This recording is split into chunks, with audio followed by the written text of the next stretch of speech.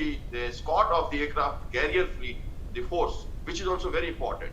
Underwater speed, the surface speed, the 50-meter depth firing capability of surface to the SRBMs, that is subsurface launched ballistic missiles, covering most of the part of Asia and beyond, and not limited to Arabian Sea or staying in the area here, but it can go anywhere and remain in a surprise mode and carry out a firing as required. So one submarine at a time will remain at sea hereafter from this year onward, which is a very, very important part and a crucial deterrence. India is coming into a crucial deterrence elite club of countries which maintain such kind of posture. And with the growth of India's submarine fleet, we will be able to take on to the largest of the navy, such as even Britain or France. So I feel that this is very important investment into the strategy, into the security of our areas of interest, and maintaining a naval posture beyond the shores now into the Indo-Pacific scenario, and affecting the requirements as and when at the advantage opportune situations when it arises. With the policy of no first use of nuclear power, these are the third dimensions of nuclear capability of India, and only 6 countries of the world has such capabilities. Now we are into that and in a sustained mode. Over to you, Shivani. Absolutely. Thank you so much for joining us on the broadcast, Captain Kumar. With that, we are wrapping this up.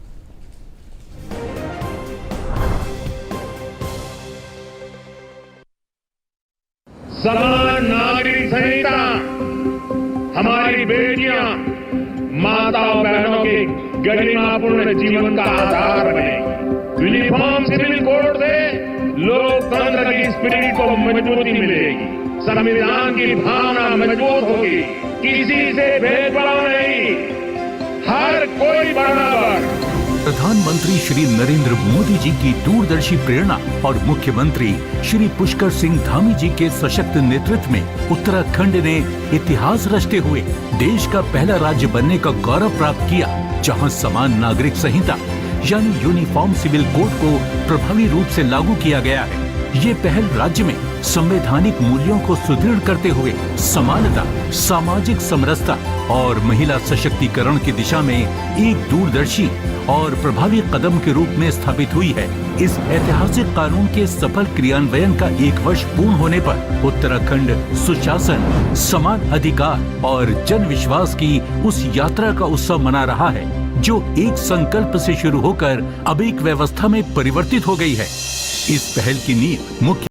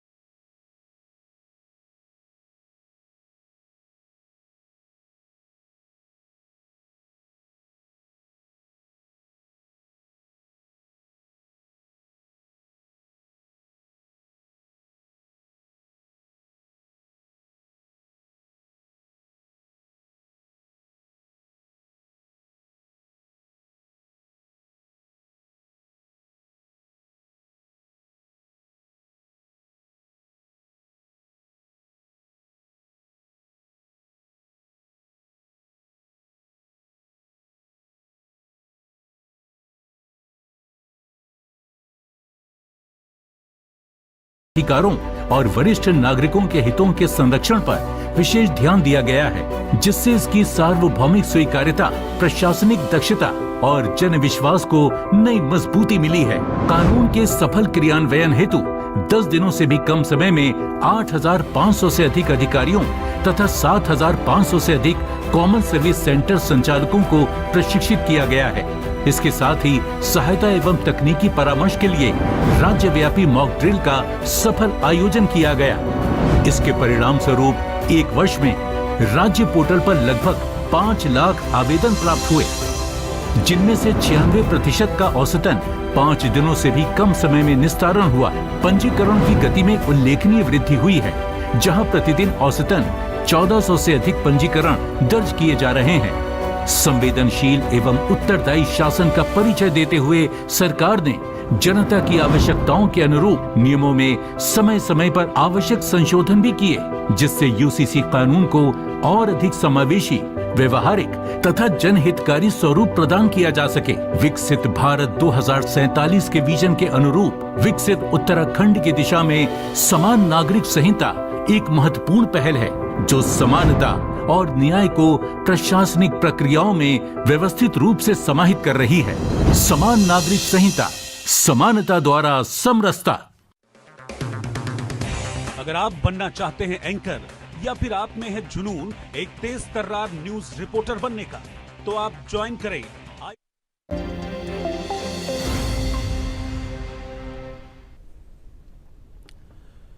Hello and welcome. In a horrifying incident that has shaken Gurugram, a 3-year-old girl was allegedly raped, murdered and buried in a shallow pit after being taken nearly 4 kilometers away from her home while she was playing outside. Amada Pratap Singh, that's our big focus this hour.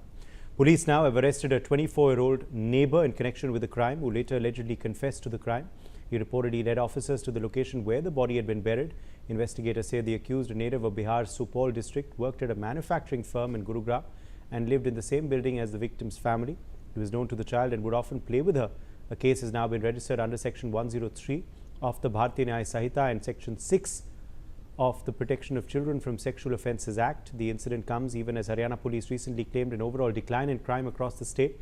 Despite official data indicating a decline in crime, the Gurugram case has sparked outrage and concern over child safety, especially in residential neighborhoods. The case is only the tip of the iceberg, as a large majority of child rape cases are not reported to the police, while children regularly become victims of other forms of sexual assault too. The big question also that arises is, why is there then a rise in minor rape cases? Dr. Jayanti Datta, clinical psychiatrist, is joining us live. Brinda Dige, social activist, is also live with us. Shamshavi Shrine, Supreme Court advocate, joins us live. Dr. PSV Rao, consultant surgeon, Manipal Hospital, Hebbal, also is with us on the broadcast. Let me make a start with you first, Shamshavi Shrine. Is it time then that such cases are fast-tracked? Is it time that such cases are made examples of? What is the law currently that this accused now who's been arrested will face prosecution under, and is there a need to further strengthen the law? No. The law is already quite strong in this matter, wherein it is said that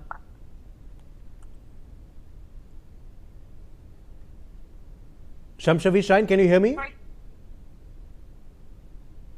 yes. So the law in this matter is that if you are under the age of 12 years, and the person is raped, so the sentence in the matter would be minimum 20 years, which could extend to life imprisonment. Life imprisonment means till the natural death of that person, and in different cases it can also be death. So the punishment is there. So how to curb such kind of matters is that there need to be one thing that I actually believe is that castration is something that should come. If there is a chemical castration or a castration of a different form, which would be a bit more stringent, that could be a way to mentally tell these psychopaths that you cannot touch a person, especially a child, a vulnerable person who would not be able to tell his or her grievance to anyone. So this is something where I think that it should change. The law should change here. But going back to the laws that are there right now, it is quite stringent. Yes, what should be done is that there should be a proper a court wherein the speedy trial should happen. Speedy trial is a major problem in such kind of matters, that not every court is dealing with the matters in a manner that it should be dealt speedily. It takes time, it takes years in many matters, that the matter keep on lingering around, and such kind of people with such kind of mindset, their mind actually becomes that, oh, nothing is going to happen and we are going to be out on bail in just 1 or 2 years and all. So things need to change in that manner. But if you ask that why such kind of reporting is happening more, I mean, why such kind of matters are actually coming more, the reason is that it's been happening from ages. Childs have been a victim of rape from ages, but the laws has changed. So now, as per the POCSO Act, the onus of reporting of the crime has fallen on everyone's shoulder. So in case a doctor who is checking on a child, and that doctor comes to know that the girl child has, or the boy child has been sexually harassed, or sexually um, touched them, so that case has to be reported by the doctor, Yes. or the parent, or the maid. So that has changed, and because of that, a lot of cases has been actually coming up, and the reporting has increased. But Right. the crime Dr. has Jayanti Datta, let me has- also bring you in here, because the fact is, we must understand what kind of depraved mentality exists which would make someone rape and murder a 3-year-old girl. See, we've been asking for fast track court ever since Nirbhaya Kand. It took us 8 years to bring them to the gallows, right? But nothing has changed, unfortunately. Everybody understands the vulnerability. We have had Pradyum murder case, we have had number of such cases, and the punishment, where is the punishment? I have not seen a visible penalty. You have to bring this onto the media. Every day we hear about the rape, we have heard about the brutalization of our children, but we have not, from the days on that Beti Bachao, Beti Padhao, where is the Beti Bachao system? The Betis are raped everywhere. They are murdered, they are brutalized. Imagine 24 years old boy, he rapes her and then kills her, and then puts her in the kind of empty plot. And police, what it does, it goes, it finds out, and then they go to the court. There is no fear. Let me tell you one thing. My experience working with the criminals, I have seen, the criminals understand only one thing. I would seek capital punishment, because even if you do the castration, like my previous spokesperson said, that might put in more of a psychic kind of a thing in these kind of perpetrators, and they might indulge more in violence, because ab to mere saath to ho gaya jo hona hai. I don't want that kind of a thing. I would plead that you should have, in spite of POCSO, we haven't come across any this kind of visibility of penalization of the perpetrator. You should bring it onto the media, and there should be a fast kind of a punishment. You should not, you see the murders are happening, rapes are happening, but the rapists are not punished. That is what has to be done. I would seek capital punishment plus the seizing of the property and the money, because I believe these kind of people, who have this kind of criminality in their psyche, the families come to know about it. They suspect these perpetrators because they always have one or two instances where they must have misbehaved. I think the family has to be involved. Now you see what is happening. They are snatching away the car key from the parents. I think it should have been done long back. If there is a rape, there is a murder of the child, I think the family ought to take on the the brunt. You should not only go for capital punishment, it should be fast track court, and maybe within a month's time you should bring out the punishment visibly. The visibility is a must if you want to stop this kind of perpetrator. Now all these years, unfortunately, in Delhi also, people are disappearing, children are being kidnapped. I remember from the Nithari days that we wanted the safety, we wanted the fast track court. Nothing has happened, nothing has changed. Rather, the kidnapping and the brutalization of our children is on the increase. So I think it's high time. Unfortunately, as long as we had a different party, ruling Delhi, we never heard of such kind of brutalization, Okay. not to this magnanimity. Now we have the center and the capital being ruled by the same party. Where is that punishment? Where is that safety for the women and the children? It's not there. It's very unfortunate. Only the media, kudos to media, congratulations and thanks to you. Only media brings it out and then it dies out, you know. We don't see any punishment. Nothing has changed. It has worsened ever after Nirbhaya Kand.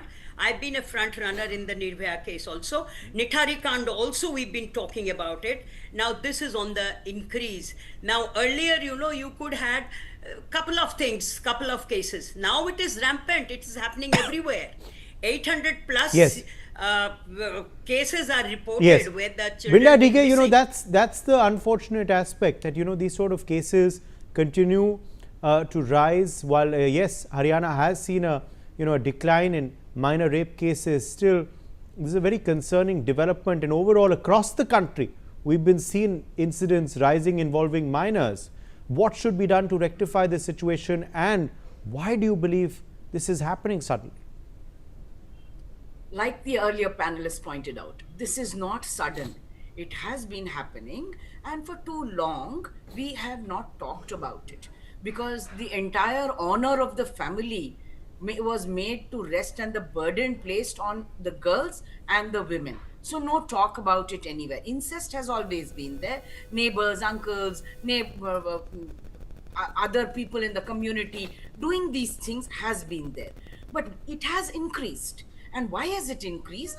Because our films, our OTTs, and the social media have glamorized sexual assault, sexual violence. And this glamorization has continued, and censor boards have not done anything about it. So that's one part of it, where this thing is getting normalized, where it is that, oh, these things can happen. You know, this happens everywhere. It happens in other countries. Stuck at the other side of the end of the spectrum is, we will not talk about sexual assault, rape, and violence. This is not done in our world. We are all people who follow a certain Sanskriti. In that Sanskriti, nothing like this happens. If it does happen, then the child provoked, the woman provoked, she tempted, the child tempted. And here the 12-year-old child, in the previous case, a 9-month-old child, in another case, a 2-year-old child. What temptation and provocation that can be. So this language needs to be ripped off our vocabulary, temptation, provocation. Courts also use this. Third, it is time for politicians and the bureaucracy, the state, to take accountability of this. To say that we are a deeply patriarchal society, we don't give space to people to come out and report. And if they do report, it is by the end, you know, the child is dead, the child is no longer there, you know, all kinds of finality. Nothing can come out of it. We are talking about justice, and probably we may or may not get the procedural justice. But how do you prevent it? To start educating our children. Even today, parents don't want this education to be given in schools. Religious leaders are against education. Community leaders are against education. Politicians are against this education. If you and I don't give this education and awareness to our children to keep themselves safe, then we are just pushing them into this well called rape, sexual assault, and murder. So let us start talking about it. This education is a must, irrespective of my taboos or your taboos. The last part of it is the police, the prosecution, and the judiciary. Like the earlier panelists pointed out, Okay. we need these people to buck up. Fast track courts are there, but we don't have trained police, we don't have trained politicians, and we don't have trained judges. Judges who speak absolute nonsense when cases of this nature come before them. You heard what happened day before yesterday. The judge saying that a penis ejaculating on top of your vagina cannot be talked about as attempt to rape. What else is it? So you can't question the milords. You know, we are following a colonial system where the judges were never questioned, never challenged. Today we have a large number of judges just come in without training, without writing their exam. Why is it that we are allowing this 79 years down the line? Should the mother of democracies, citizens over here, children over here, be forced with this kind of a patriarchal, structural, institutionalized violence and terror on children? That's the question we want to ask the state, the bureaucracy and the judiciary. All right. Let me, in fact, bring in Dr. PSV Rao as well. Dr. PSV Rao, because, in this case, it seems that, it was immediate, that the girl was raped, murdered, and then buried in a pit by this individual. What kind of mindset, psychology exists in such individuals? How do we identify this, if at all, and prevent such crimes rather than react later? And also, Dr. Rao, as far as, of course, safety of minors is concerned, have we done enough as a nation, or are we still lacking there? We have definitely not done enough. Otherwise, this won't be a regular affair. Virtually every other day, some case being reported. Now, the panelists before me have already mentioned various reasons why this is getting, the incidence is actually increasing, it is not decreasing. One, there is no fear of law. The reasons have already been enumerated by the others. I don't want to repeat it. Why there is no fear of law at all. The second problem is that the whole burden is on the victim and the victim's family. They are the ones which our society makes them feel very ashamed of the whole thing. It is not the person who is doing it who is ashamed, it is the victim's family which is feeling ashamed, which is, we need to turn this around. The media and all of the whole society should ensure that a family which realizes that one of them is going down the wrong path should feel it important to, right in the beginning itself, warn the psychiatrists and the authorities that please keep a watch on this person. Not that after all this is done, they say, sorry, we have not been talking to the person, we have cut off relationship with the person. This is how they wash off their hands. Instead of the family of the perpetrator feeling ashamed, it is the victim's family which is feeling ashamed. And in this case, the victim is not even there to suffer for the rest of her life. And he has buried the evidence and tried to escape. And where are these people learning? From all the medias that have already been listed. The OTTs, the movies, the social media. And I would also add, now it is artificial intelligence which is being used to create such pedophilic images. So we need to come down harshly on this. Otherwise, this is going to be a daily affair. And please remember, world over, India is being projected as a most dangerous place for women of all ages. And this is making things worse. So we need to encourage the society to, if they see someone going down the wrong way, to warn, to get them, drag them to the psychiatric, for psychiatric treatment or whatever else can help. And to prevent this, as we doctors always say, prevention is better than cure. And I think we need to work, all of us together, in ensuring that it is the perpetrator and his family which feels ashamed and not the people who are suffering. Yes. Because that is what is happening in society today. Okay. Thank you. Okay. Let me, take that back across to as well, Dr. Jayanti Datta, on this particular case. Can we now make an example of it? There has been a lot of outrage over this case, given the young age of the minor that was raped, the manner in which she must have, been murdered and, left there, buried in a pit.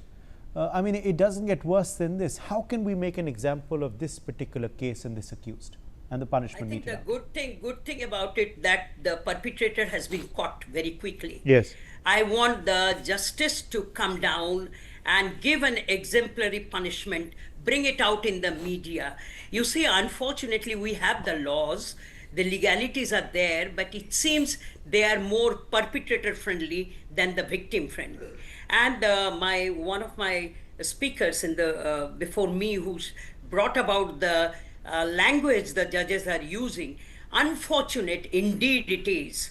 This is a country, the melody is we worship the girls. We do the Kanya Pujan and Navratro mein, we, worship them as the power of goddess, Shakti. And we are not doing anything for their safety. I don't think the victims need to be educated further. I think I visit a lot of public schools and institutions of repute. I think they are doing, the media is also bringing about certain awareness programs, but unfortunately the punishment is not there. And if the punishments are not there, I think somebody has to be booked even for, not being able to render the justice properly. You have no right to be in the judiciary if you are not able to do the judgment and render the punishment. If you are not able to control these kind of heinous crimes, what for we claim that ours is a democratic country and children are safe here? There was a time when children used to be safely playing anywhere, everywhere. Today, our children are not safe even in their own family. Even in a primary setup, primary relationship, where you have the blood relationship, you are not safe in the hands of your own family. So either it's the paternal abuse, the parents, the mothers are also involved. I'm aware of certain families where the mother, did not want the girl to be taken care of. So she was thinking that I will give out my daughter for adoption, or I will send her somewhere. This is coming from the middle class family in a metropole. I'm talking from Delhi. And this is really unfortunate. So we have to do something. I would request the penalty, the punishment should be made visible on the media, and it should be rendered immediately. 24 years old, if you let go of him, and you say, no, this man has to be sent for prison, 20 years or life imprisonment, the court takes longer, for rendering the justice. I think this is a proven case. The body has been found. The young child, the victim, was absolutely innocent. She couldn't have done anything to safeguard herself. She didn't go and sat on the lap of the rapist. I think it's high time we should give the same kind of brutalization. And I don't think anything less than the capital punishment would really render justice to this kind of perpetrators. Okay, let me take that back to you as well, Brinda, because this rise obviously is something that needs to be rectified in crimes against minors. How do we do that as a system, as a nation? What should be the roadmap? Our roadmap, like the earlier panelists pointed out, where is our documentation? We are supposed to be having a repository of those who have attempted abuse, violence, rape, crimes on children and women. And that must be up there for all the police in India to see.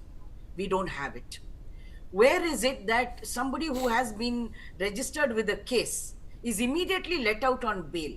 Should the judges not be careful, apply their mind and say, this person is a danger to the society, so we will keep this person, him, in jail for another 6 months to 8 months, rigorous whatever interventions are happening in the jail, and then we will revise, rework and revisit to see whether bail should be given or not.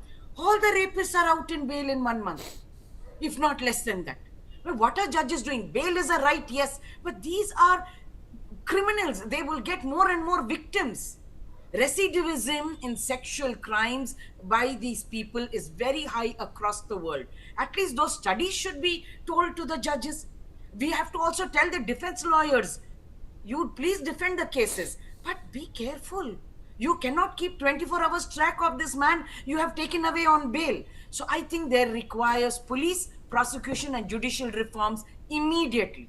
Enough of this defense lawyer coming and talking all kinds of nonsense over there and taking bail and going for this. Secondly, fast track court means fast track court. We are sophisticated. We have trained police and prosecution. 3 months is the max. 90 days. There was a case that happened in Andhra Pradesh or Telangana, I can't remember. 30 days the judiciary came out with a progressive judgment. Now, they did not go to the moon to get that kind of training. They were all trained down here in our country. Why isn't that kind of training given? Why isn't that urgency taken up? Because then there will be a fear of law. Right now, like all our panelists pointed out, there is no fear of law. That fear of law, if it has to be instilled, the police, the prosecution and judiciary. Only then will such cases end. We leave it at that. My thanks to our guests for joining us. We've run out of time. Let's take a break.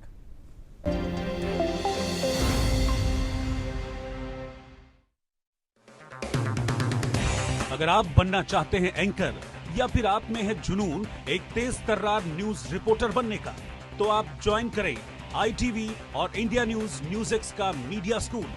ITV next media international school का course आपको मौका देता है देश के दिग्गज anchors के साथ काम करने का।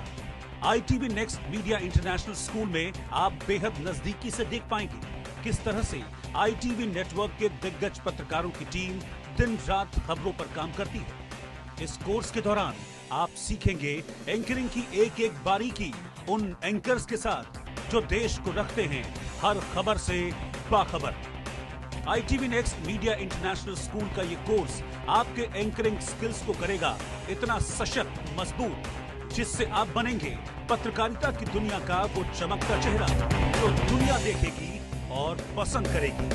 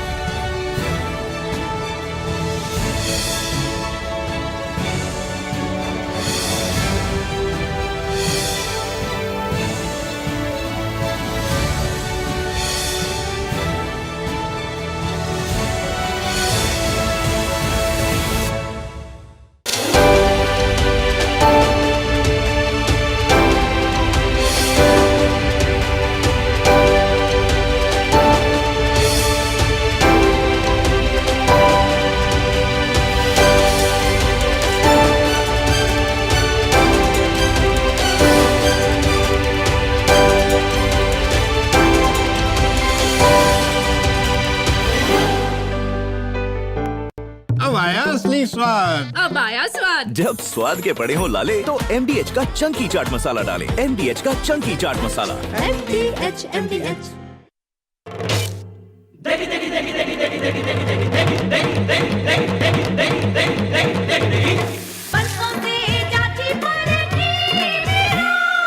MDH की देगी मिर्च, देगी मिर्च का तड़का, अंग अंग फड़का। MDH की देगी मिर्च। Car insurance done. पॉलिसी बाजार से कराया? नहीं। तो तू ज़ीब्रा नहीं हो सकता। मतलब? अगर पॉलिसी बाजार से कार इंश्योरेंस कंपेयर की हल्दी मिर्ची धनिया करे कमाल, ये रंग दे, ये खुशबू दे, ये तीखा, ये कम पड़े, क्या निराला MDH मसाला। जो भी पके ऐसा पके, जहाँ भी हो जो खींचा चलाए, पिसी दिल हो या पुलियो गिरे, वांगी भात हो या पोड़ी मसाला, रस पाउडर या सांभर मसाला, असली मसाले सच सच MDH। दिल्ली सपनों का शहर, जहाँ मेहनत कभी नहीं रुकती, लेकिन मेहनत के बीच 2 वक्त का भरपेट और सम्मानजनक भोजन हर किसी का हक है। इस सोच के साथ प्रधानमंत्री श्री नरेंद्र मोदी के कुशल नेतृत्व में दिल्ली की रेखा गुप्ता सरकार लेकर आई है 100 करोड़ रुपए की बजट के साथ अटल कैंटीन। सिर्फ 5 रुपए में पौष्टिक, स्वच्छ और भरपेट भोजन। किसी के स्वाभिमान को ठेस न आए कि मैं फ्री में कुछ भोजन खा रहा हूँ, वो 5 रुपए दे के भी भोजन खाएगा तो सम्मान के साथ खाएगा। गरीब भाई बेचारा खाना खा के चैन से सो जाता है रात को, और सुबह उसको पता है कि मुझे टाइम पे खाना मिलेगा। अटल कैंटीन, सम्मान के साथ सस्ता और सेहतमंद भोजन।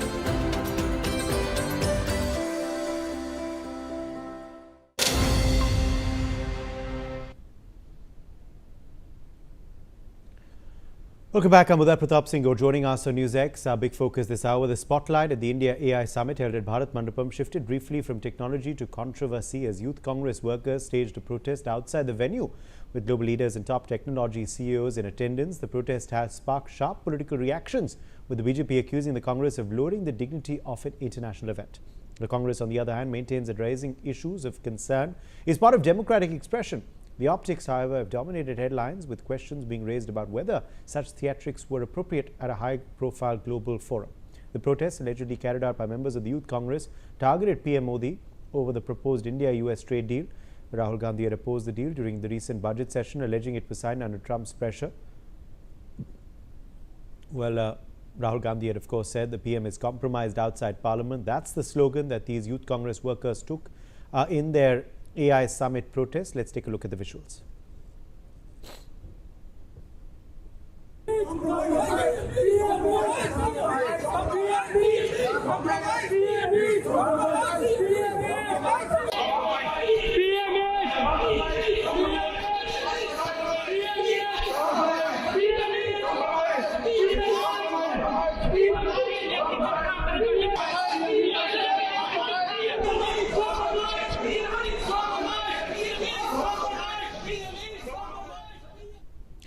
Joining us live, Professor Madhav Nalapath, editorial director of the Sunday Guardian. Himanshu Bhatt, senior journalist, also joins us live. Mukesh Tyagi, BJP spokesperson, is joining us on the broadcast. Abbas Hafiz, Congress spokesperson, is also with us live. Abbas Hafiz, let me begin with you first.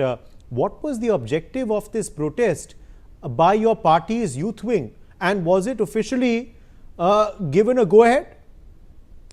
This is a Youth Congress protest, which was been done by the Youth Congress members, and they are very much our own cadre. The issue is they have already given their own statements. The Youth Congress president has given a statement on this whole issue, that when you are being stopped from protesting from on anything, anywhere, if you go on the roads, no one is allowing you, giving you permissions to go on road also these days. No one is allowing you. The government is calling down all the social media posts also. And when it comes to the farmers of India, and the Youth Congress has not been against AI Summit or anything. Rather, they were raising their own voices at a platform where things can be seen or things can be heard to this government, which is turning a blind eye and an attitude which no other government has ever shown. But this whole the whole protest has been a democratic process. And but you are saying, Mr. Abbas Hafiz, that you have no objection to the AI Summit. Why then would your workers try and disrupt the summit? They went in the middle of Bharat Mandapam, took off their shirts, and some of them were in their vests, some of them were without vests, and were shouting, sloganeering in front of international delegates over there, in front of course, the media, in front of the attendees over there in the event. They were shouting at the top of their lungs. So isn't that a disruption of the AI Summit and a lack of decorum as well? Finally, the AI Summit is right now discussed when it has been in chaos for the last 2-3 days since it has been launched or it has been started. What has been done by the organizer and the ruling party over there. But if it has been in chaos, then you can but if it's been in chaos, does that mean what allegations have been made against the if it's been in chaos according to you, does that mean that you should add to the chaos? The founders over there. If it has been in chaos according to you, Abbas Hafiz, does that mean you add to the chaos? You try and disrupt it as well? Instead of offering solutions, does that mean you go to the venue and try and disrupt it completely? If you believe there is chaos, then shouldn't you be helping end the chaos, or should you be trying to add to the chaos? Humiliated over that, the whole episode, but you feel humiliated by the Youth Congress protest, which has been done for the farmers, for the people who are the main subjects of this nation. But still, nobody is ready among you to question this government. Professor Nalapath, come in here. Professor Nalapath, come in here. Should there be certain events and forums? Should there be certain events and forums which should be supported, in a bipartisan manner?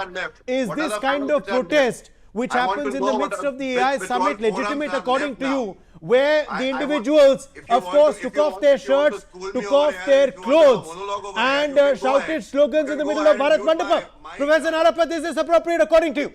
If you want to prove your Abbas Hafiz, I'll come back to you. Abbas Hafiz, I'll come back to you. Let's allow everyone. Let's allow the others to say. Let's allow the others to say. Professor Nalapat, please go ahead. Wrong over here, and you want to school me, then I can't help you out. What I'm saying. Professor Nalapat, Abbas Hafiz, we've heard you out. We've heard you out now, please. We've heard you out. We need to get in the others as well. Please mute Abbas Hafiz. Please mute Abbas Hafiz. I normally don't like to mute my panelists, but he's carrying on and not letting the others speak. Professor Nalapat, go ahead. This has been discussed. This is ongoing. Professor Madhav Nalapat, did you hear my question? No, it wasn't a question. Rather, you were schooling me. No, Abbas Hafiz, I am not asking you that question. Your time is over. Your time is over. I need to get in the others as well. Professor Nalapat, please come in here. Professor Nalapat, please come in here. Is this a legitimate form of protest according to you? And shouldn't certain venues be off limits for political protest? Should certain events be supported in a bipartisan manner? Professor Nalapat. Abbas Hafiz, your name is not Madhav Nalapat, I think. Professor Nalapat. Yeah, quite frankly, I'd like to say that at least it shows one thing, which is that democracy is alive and well in India. There's no question about that. And as for this shirtless demonstration, I would bet, very safely, that none of the people who were shirtless on that occasion, poor chaps, they must have got a cold by now. None of them would have been ordinarily shirtless. In fact, they would have been wearing very stylish shirts, and they would have, except for this so-called protest. But I just want to point out that this is one of the major AI summits in the world, and India is hosting it. And except for, Bill Gates, who because of the Epstein connection was not able to speak, and I think Mr. Huang, he also could not speak. The rest of the show went on quite well, like clockwork. And AI is a very important thing for India. You remember in the past, people were opposed to color television. But then Finance Minister Pranab Mukherjee said, no, we should not have color in India. Then they were opposed to computers. And, look what a blessing computers have become all over the country. And now they're getting agitated about artificial intelligence. I can predict very safely, AI is going to be, you will have to change your job. You'll have to do a certain amount of changes in the way you function. But otherwise, I'm sure we people in India are quite capable of adjusting to that. We adjusted to the computer revolution. We adjusted to the internet revolution. And we'll adjust to the AI revolution as well. And that is why all the great giants of AI, whether it's Sam Altman or other people, they're all here at the summit. Because they know India is the future, and young Indians are the future, and that future is bright. AI is going to become what computers have been, what the internet has been. It will be a vehicle for change, for transformative change, and definitely a vehicle for improving of economic lives, and a vehicle for ensuring economic progress. Uday. But what kind of AI leads to individuals who want to protest, take off their clothes, Himanshu Bhatt? What kind of AI was the Youth Congress trying to perform or trying to show to the international world and community? Yes, they were trying to show something very different. Uday, on the hindsight, if I tell you, looking at their history of last 15 years, if such an incident would not have happened, would have surprised me. I'm sorry to state that the youth, Gen Z, they call themselves Gen Z. They are a part of it. This exhibition of brainlessness, when something about India or Bharat or Hindustan, whatever they want to call it, is taking place, and going and doing that is the same thing what the leader did 4 years ago. In UK, in London, he spoke in front of the entire Europe that please come and save our democracy. Yes, they did come. What has happened after that? In 3 years' time, EU has a trade deal with Bharat. That is what the result is. So they should have understood that. But then what happens is, you know, when you want to say some British queen in front of a lot of British people that India is a nation of snake charmers and you come from that family patronage, this is what happens. So I'm not a bit surprised. You know, Samit Patra was talking about something. He said topless, brainless, shameless. Why you want all this less, yaar? Why you want all this less? Let this 4 or 40 of them come in front of the world television and show people that this is what an Indian democracy is. And despite being shameless and brainless and topless and mindless, these people have a right to protest. Despite not knowing where to protest. When you don't know which are the no-go zones, then this is what happens. And if a political party's culture is here, and this type of a culture they maintain, that shows that they are in the extreme frustrated mind, and they are going to lose everything what they have. I said 5 years ago that at this rate, Congress in a single state will not get more than 10 to 12% of the vote share of the total votes poll. And it's proving correct in 2 years' time. Just forget 2024. And after that, look at the elections, what's happening. And despite all this, you know, these people who were caught. See, the best part is, Uday, see, in Bharat Mandapam, they had registered. They had their barcode. Yes. So they were legal, they went in. And after that, they created this. Absolutely. Abbas Hafiz, you've heard out. Abbas Hafiz, you've heard out what the neutral guests on the broadcast have to say. You know, these are senior journalists. These are observers of political events and international events. And, you know, you're hearing what they have to say on your youth Congress's behavior. So, do you believe that this protest in hindsight then should have been avoided? Will your party apologize for what has happened? Do you believe it shouldn't have happened? Don't you think this government should apologize for this mismanagement of the whole event, where the participants are constantly raising their own issues, who have paid for the stalls, denied entry because of the Prime Minister's protocol, the founders who are participating made to walk for 3 or 4 kilometers. They are raising their concerns, they are raising their complaints across the globe. You have no concern about that, but you are concerned. No, we'll take that to Mukesh Tyagi of the BJP in just a second, what you're saying. But what about your youth Congress protest? You don't want to, say anything on that? You don't believe that was wrong? I've already said. No, you don't believe it was wrong? I've already said, see, could the manner have been better in your opinion? Country. In hindsight, could it have been handled better? If you constantly want to interrupt, go on. I'm asking you, in hindsight, could it have been better? Could it have been done better? In hindsight, could it have been done better? I'm not ready to listen to any of my answer. I don't want to speak then. You go on. You go ahead. No, in hindsight, could it have been better? That's the problem. You people are not showing what the problems are. So we are forced to do our protest where people can see. You are not ready to listen to us. Okay, so it was are not your concern. It was a publicity stunt, is what you're saying. It was a publicity stunt, is what you're saying. You had to do something to get attention. You had to do something to get attention, which is why you done this. You are a journalist. You need to question. You have no right to school me. I will go to Mukesh Tyagi on the issues. On the issues that you've raised, I will go to Mukesh Tyagi, Abbas Hafiz. But what I'm asking you is that you don't want to listen to my what I'm asking you is, do you believe in hindsight it could have been handled better? It could have been handled better. Listen to me. You are not giving any space to the opposition. The government is not ready to give any permission. Mr. Hafiz, we came to you first. The government is turning blind eye. Prime Minister is compromised. We came to you first. We came to you first on the discussion, and you are saying opposition has no space. Anyways, I'll come back to you. Mukesh Tyagi of the BJP, come in here. Mukesh Tyagi of the BJP, you've heard him out. He believes that nothing wrong happened. They had to do this to bring attention to what they believe was wrong at the AI summit. How do you view the Youth Congress's protests and the Congress Party's defense of it? Uday, at the outset, I would request Congress spokesperson not to intervene while I'm talking. You see, it's a last nail in the coffin of Congress.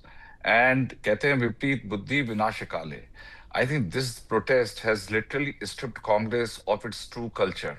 Thank God, Uday, they are not stripping in your show as a protest. Now, if stripping is the only means of protesting and raising the national issues, I think it's a absolute intellectual bankruptcy on part of the Congress. Number one, I want to say one thing. Rahul Gandhi goes to different parts of the world and says the Indian democracy is in danger. Come and intervene. Here, they are protesting, stripping their shirt in such a high sensitive artificial intelligence conference in front of such a huge conglomeration of tech heads, heads of states. I mean, we are part of this Pax Silica where India is marching ahead to become the developed country by 2047. That's the vision of Prime Minister Modi. He may not be Prime Minister. And on the contrary, they are suffering from this, dragging Prime Minister back, regressive policies. So you are getting full chance to blow out all your ventilated issues. And then you go and complain that we don't have a democracy. I mean, this is the classic catch-22 situation for Rahul Gandhi. He's protesting. He's sending people surreptitiously. Okay. No, but what he's saying basically is that they had to do this because you are not listening to them. They had to do this because they want to raise what is wrong with the AI summit and they had no choice. Uday, you pick up the record of all the parliamentary debates where they had the fairly good amount of place to speak out. They come out with some frivolous issues. Rafale, they fell down. They did not prove one point which can go against the government. Not even a single scam has been proved. But look at the monsoon session. They washed out completely on General Narvane's book. What has happened? General Narvane's disowned Rahul Gandhi. He's made some frivolous allegations. Both Priyanka and Rahul Gandhi have been blackened on their face by General Narvane. He was not talking initially. He brought out some unpublished book and trying to raise and wash out the monsoon. So he gets an opportunity to speak. But you will only be able to speak when you open the legitimate issues in the parliament. You cannot be regressive. You cannot be behaving like a balkanizing element. So this culture is so dangerous. As a matter of fact, he has no business to remain leader of opposition. See, if we talk about the scams being done by this government, and one can't prove or one can prove, the agencies needs to prove, and everyone knows the conditions right now. So I don't want to comment on it, but the whole issue is what I'm saying constantly. This government has failed an event and then putting the whole issue on the Youth Congress workers because the issues are being raised by constantly being raised by the participants who are filing the complaints, who are saying what shouldn't be said in the public domain. Nobody is ready to discuss this, and he hasn't answered it. Rather, what my questions were, that the whole issue has been a chaotic issue. The whole event has been a chaotic issue. And it has been in chaos. The whole point is, let me complete. Let me complete. 10 seconds. Let me complete. The whole point is, you are treating on a very dangerous path. You are legitimizing criminal action. You are legitimizing criminal action by your Congress hooligans. Congress hooligans, you are legitimizing their most irresponsible conduct. They have no business to behave like this, strip themselves. They could have stripped their trousers also. You can also do it tomorrow. The Indian farmers. It's my peaceful protest. The Indian farmers. You have already stripped the Indian farmers with this trade deal. Why were you forced to do this trade? Which is the biggest Indian farmers. You have been talking from the rooftop you won't about respond all to that. these issues for a long time. People don't buy your argument. You lose elections consecutively. You have lost legitimacy. People are rejecting you left, right, center, and that's the reason your frustration is on different levels. You are written off in a democracy. You are written off in a democracy. You are a spent force in the Indian democracy. You have lost out credibility. Rahul Gandhi, I think if you do the credibility index, Rahul Gandhi will have the lowest credibility index. He makes irresponsible statement, and he is misleading the country. He is misleading the youth. Look at the youth. Moral. He's hijacking. He's hijacking such a big international Professor event. He's Nalapat, hijacking. Professor Nalapat, Professor What nonsense is Nalapat. going on with the Congress? Professor Are they out of the Nalapat. mind, or they've gone insane? What about the stripping of Indian farmers by Professor your own Nalapat, government? should there be? Done this trade deal with the US, Professor where the Indian Nalapat, farmers are going to What is wrong with the should there what is be wrong with the India-US deal? Tell me one thing, why what is wrong don't with we? that? Okay, I'll come back to you both. I'll come back to you both, Mukesh and Abbas. I'll come back to you both. No, I want to discuss it. What Let's is wrong allow with the the others to India-US come back deal? in. Why don't we see, Madhav Nalapat, in our country bipartisan support for certain issues and events? We hosted the G20. It was a mega success. Now we're hosting the AI summit. Should certain issues be off politics? Should certain issues get bipartisan support in Parliament and outside, or is that too much to ask for? Yeah, Uday, I want to make a point. I have been scanning the international newspaper and other media outlet headlines, and these days podcasts are important. The world of this social media is important, and I've been trying to scan through that. And frankly, hardly anyone is talking about the shirtless demonstration that we saw. They're all talking about the fact that the global giants of AI are now meeting in India, and now India has become, in a sense, an important AI center in the whole world. I'm very certain in the times to come there are going to be a lot of AI development centers located in India, and many hundreds of thousands of young people are going to be trained and are going to find jobs all over the world. I don't think we should confine ourselves only to our own country, all over the world. So that is what the headlines have been saying, that India has arrived in the world of AI. And whether it is Sam Altman, whether it is other people, all the giants of AI are here. They would not come to waste their time unless they saw India is important, the Indian people is important, and that is what they feel. And therefore, I feel proud as an Indian to witness this giant AI summit. Abbas, I'm very proud, and I feel very optimistic about the future of my country, because I know that the young people of this country will take this country forward no matter what the problem, what the obstacle. And I do wish political parties would focus on solving issues rather than just saying, oh, this is bad, this is bad. Yes. All right, No, you absolutely. Abbas, I mean, you are raising the issues on the show today. Your spokesperson are raising it in their press conference as well.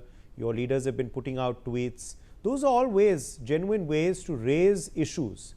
But by doing it in the manner that you did today, or your youth congress did today, was this a publicity stunt? Will you admit that? Was this a publicity stunt? Is that why it happened? Why would I admit something which is not there, which is not true? What youth congress workers have done, they have already clarified on the whole issue. The BJP government is stripping the farmers by doing this trade deal, where there will be cheaper products from the US and their farmers and all such things. I don't want to go in detail for the whole issue. You don't have a sense of economics, by the way. You don't have sense of economics. You should answer about the No. We can have one-to-one discussion. You should answer. I'm answering you. I'm answering you. I'm answering now in one line. If you would have answered it properly, the youth congress workers wouldn't have gone there. I'm answering you in one line. I'm answering you in one line. What is the their protest? What is the cost of 1 mineral bottle in India? You are compromised.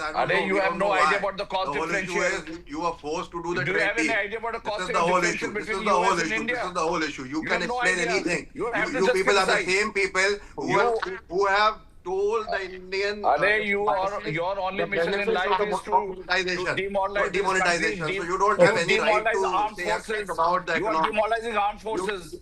You are demoralizing armed forces all the time. Is it a good thing? Which no one can even expect it, and then you have said no, it has been a mistake. You have praised GST's initial slabs, and then you have taken a U-turn. Yeah, these are. Please don't try to. Himanshu Bhatt. The whole point is what. Can I come in? Himanshu Bhatt, the issues. Himanshu Bhatt, the issues on General Narwane's book. Himanshu, but the issues on General Narwane's book and the US trade deal that the Congress party is now repeatedly, they are now repeatedly raising it. They raised it inside Parliament and they want to now raise it outside as well. They believe that these are important issues. What kind of traction do you believe the Congress will get based on these issues in the upcoming elections in Assam, West Bengal, Puducherry, Tamil Nadu? Yeah, they are important issues. I don't say no. US trade deal. What is US trade deal? Very clearly it has been said that the framework is set up. The deal is not finalized as yet. Let's be very, very clear about it. Congress has been talking, our farmers are going to suffer. What are we talking about? It's just a framework we are talking about. Yes. And in that, how can a farmer suffer? You want to mislead? Fine, you can do it once. Probably in 2024 in certain parts of the country, they were able to do it. But that does not mean that you will be able to fool the farmers again. Why is it that Farmer 3.0 is not coming up? I have a simple question as a simple citizen of this country. Okay. When we are talking in terms of, AI summit, I want people to understand one thing. It was the same Sam Altman who in 2023 said that India cannot do it. Okay. Okay. I'm out of time. 30 seconds. 30 seconds, Himanshu. 30 seconds, Mukesh Tyagi. Said what he said yesterday. No, Himanshu, that's an important point you've raised. As you're saying, these were skeptics, but now India has proven them all wrong through hosting this summit, of course, successfully, and we hope that there will be mega deals that come off it as well. Mukesh Tyagi, 30 seconds to you. You see, $15 billion investment. We are going to be leader in the semiconductor. Look at the conference, the magnitude and the scale of this conference. What Congress is doing, playing such a destructive and dangerous politics to ruin the image of the country in front of such a huge delegation. I think they are urban nexus. They're worse than any terrorist organization right now working against India. Yes. If I may just have a last word. Yes, Professor Nalapas. Okay, I think we've lost Abbas Hafiz there. Yes, Professor Nalapas, the last word to you. Yeah, I just want to say that the fact of the matter, whether it's the internet, whether it's AI, frankly, wise governments do not try to control it. They try and facilitate it. I hope that is what is happening in this country with this gigantic AI exhibition, because the internet or artificial intelligence, you cannot control it. You can only, facilitate so that it goes in a manner which is best serving the interests of the country. Absolutely. And I'm optimistic that is going to take place in India. Absolutely. Under Prime Minister Narendra Modi. All right, let's leave it at that. Let's leave it at that. My thanks to all of our guests for joining us. We've run out of time. Let's slip into a short break.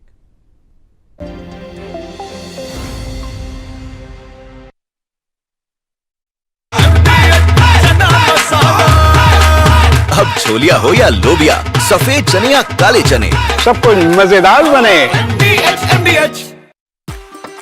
MDH कसूरी मेथी लाजवाब है, लाजवाब है। स्वाद और सुगंध इसकी लाजवाब है, लाजवाब है। अगर MDH कसूरी मेथी नहीं डाला तो खाली हाथ मलते रह जाओगे। एक एक पत्ता हाथ से चुना, स्वाद और सुगंध जगाए कई गुना। MDH car insurance done. Policy बाजार से कराया? नहीं। तो तू ज़ीब्रा नहीं हो सकता। कार नई हो या पुरानी, पॉलिसी बाजार पे कंपेयर करके खरीदो और 30,000 तक बचाओ। इसलिए तू ज़ीब्रा तो नहीं है, तू है गधा। Kind of. लाल रंग इसका अपार, तीखा कम है फिर भी स्वाद। बेमिसाल बेमिसाल MDH Kashmiri. MDH Kashmiri. MDH। अगर आप बनना चाहते हैं एंकर या फिर आप में है जुनून एक तेज तर्रार न्यूज रिपोर्टर बनने का, तो आप ज्वाइन करें ITV और इंडिया NewsX का media school. ITV next media international school का कोर्स आपको मौका देता है देश के दिग्गज एंकर्स के साथ काम करने का। ITV next media international school में आप बेहद नजदीकी से देख पाएंगे किस तरह से ITV नेटवर्क के दिग्गज पत्रकारों की टीम दिन रात खबरों पर काम करती है। इस कोर्स के दौरान आप सीखेंगे एंकरिंग की एक एक बारीकी उन एंकर्स के साथ जो देश को रखते हैं हर खबर से बाखबर। ITV next media international school का ये कोर्स आपके एंकरिंग स्किल्स को करेगा इतना सशक्त, मजबूत, जिससे आप बनेंगे पत्रकारिता की दुनिया का वो चमकता चेहरा जो दुनिया देखेगी और पसंद करेगी।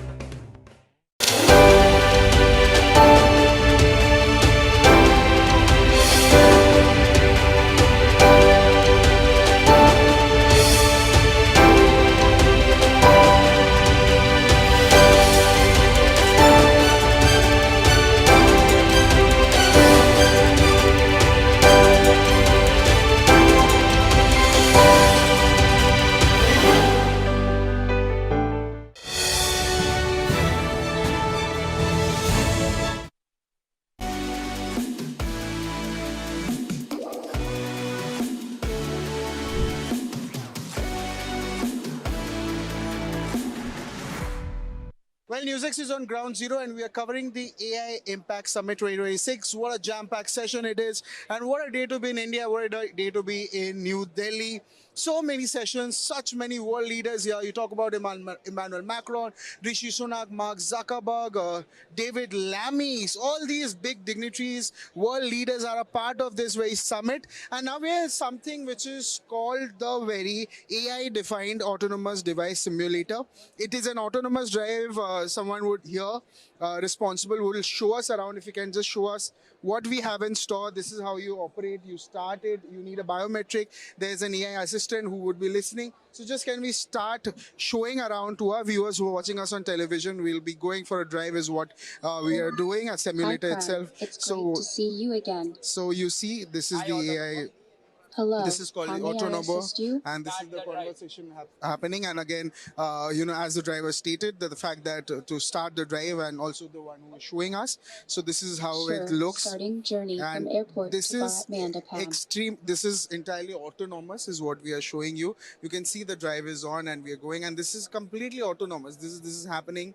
Is how Stopping we are for going. toll gate. So again, this is the toll gate that has opened. I'll request my camera person Setu also to show the screen. Resuming This is the journey. and it is telling everything whatever is happening on the distance. If there's a toll booth, it's telling us that. If there is if there's Stopped resume vehicle detected by radar. so again you can Emergency see braking the radar. activated. There's emergency braking that is there. The cameras are there, and everything is being as per a voice assistant. This is entirely autonomous. We are showing Hello. you How may I experience assist you? autonomous driving, and this is what we are trying to show from our end. The travel is going on. You can see the airport also that is there. And Merging into highway and switching to what middle an lane. amazing experience it is. You can see the highway that we are in, and as this is Please happening. give valid slow moving vehicle detected. Do you want to do the lane change? Yes.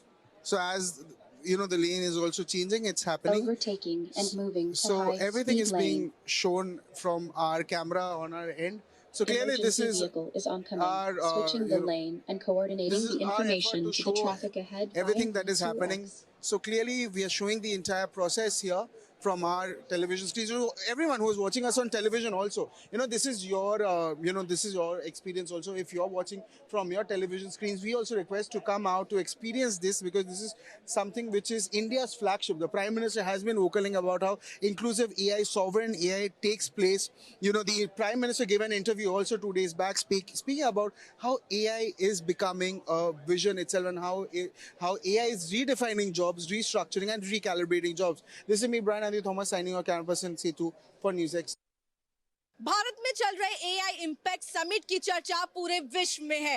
एक stall से लेकर दूसरे stall से एक से बढ़कर एक indigenous यानी कि स्वदेशी रोबोट जो है वो देखने को मिल रहे हैं। अब हम आपको मिलवाएंगे ऑटोनॉमस मोबाइल रोबोट से, जिसको चलाने के लिए ना ही किसी रिमोट की जरूरत है और ना ही किसी ऑपरेशन की जरूरत है, क्योंकि वो खुद से ही यहाँ पर ये आपको दिखा रहे हैं ऑटोनॉमस मोबाइल रोबोट जो खुद से चलता है और कोई भी बैरियर आने पर खुद से रुक जाता है। तो देखिए यहाँ पर लोग खड़े थे तो वो रुक गया था, और देखिए अब अपने आप उसका चलना जो है वो शुरू हो गया है। और किस तरीके से आपको हम ये भी जानकारी देंगे आखिर कैसे ये इंडस्ट्रीज में वेयर हाउसेस में जो भारी सामान है वो ढोने का काम करता है। इसमें यहाँ पर आप देख रहे हैं, यहाँ पर सामान जो है वो रख दिया, बांध दिया जाता है और उसको ये और जो रोबोट है वो खींचता हुआ ले जाता है। आप देख सकते हैं पावर्ड बाय इंफोसिस की तरफ से ये रोबोट जो है वो तैयार किया गया। और हमारे साथ बात करने के लिए पद्मा जी मौजूद है जो कि और ज्यादा जानकारी देंगी आखिर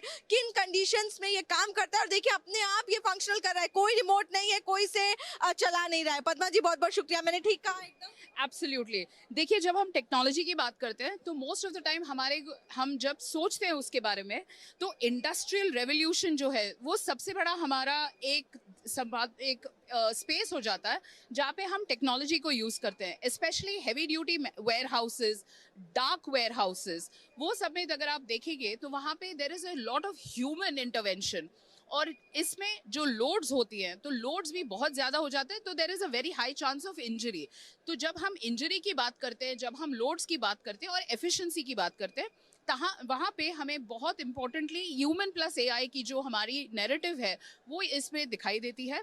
तो the autonomous mobile robot is one such solution जहाँ पे आप देखेंगे कि ये ऑटोमेटिकली जैसे आपने कहा वो लोड्स को पिकअप करता है, आइडेंटिफाई करता है और इस प्रकार से जब इसको मूव करना पड़ता है whether it is in airports या फिर आप वेयर हाउसेज में देखेंगी या फिर लार्ज स्केल इंडस्ट्रियल सोल्यूशंस में, तो क्या हो जाता है कि ह्यूमन इंटरवेंशन जो है ऐसे अनसेफ सिचुएशंस पे कम होके ये वाले जो प्रोडक्ट्स होते हैं they take on a lot of that load as well.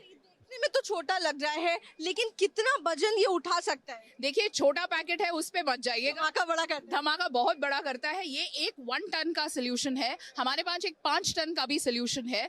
तो देखिए हमारे डिफरेंट सोल्यूशंस जो होते हैं अभी इंडिया में और भारत में आप देखेंगे तो हमें सोल्यूशंस की जो स्केल है वो not just as a large scale लेकिन छोटे छोटे एक विलेजेस में या छोटे छोटे शहरों में जैसे उनका वेयर हाउस होता है उसके लिए भी कस्टमाइज करना बहुत ज़रूरी है। तो ये जो आप देख रही हैं ये 1 टन वाला है, हमारे पास एक 5 टन वाला भी सोल्यूशन है जो ऐसे सिचुएशंस के लिए बनाया गया है। कितनी दूरी तक ये ले जा सकता है, भार उठा के चल सकता है? देखिए ये सब कॉन्फ़िगरेबल है, तो अगर आपका डिस्टेंस ज़्यादा है, लोड ज़्यादा है तो ये सब चीज़ें इसके लिए बहुत मशहूर हो जाती हैं क्योंकि ये बहुत ही कॉन्फ़िगरेबल है। तो one size never fits all and specially ये वाले जो सोल्यूशंस हैं are created so that we understand the specific needs. बिल्कुल, तो देखिए अगर हम बात करेंगे तो जिस तरीके से बता रहे हैं 1000 केजी से लेके 5000 केजी तक भार ये जो है ढो के चल सकता है और उन कंडीशंस में भी ये काम कर सकता है, जा सकता है जहां पर ह्यूमन इंटरवेंशन जो है वो मुश्किल होता है, जहां पर जो लोग हैं, जो इंसान है कहीं ना कहीं उनको हार्म पहुंच सकता है, वहां पर ये ऑटोनॉमस मोबाइल रोबोट जो है वो ये काम आता है और अपना कमाल और धमाल जो है वो दिखाता है। मैं आरजू सेठ, कैमरा पर्सन दिनेश के साथ, India news. So right now joining me at the AI Impact Summit is Major Vineet Kumar, who is also known as the Social Entrepreneur of the Year 2025, and he has been working to create awareness about the responsible social behavior and responsible digital behavior as well. Vineet, thank you so much for talking to NewsX.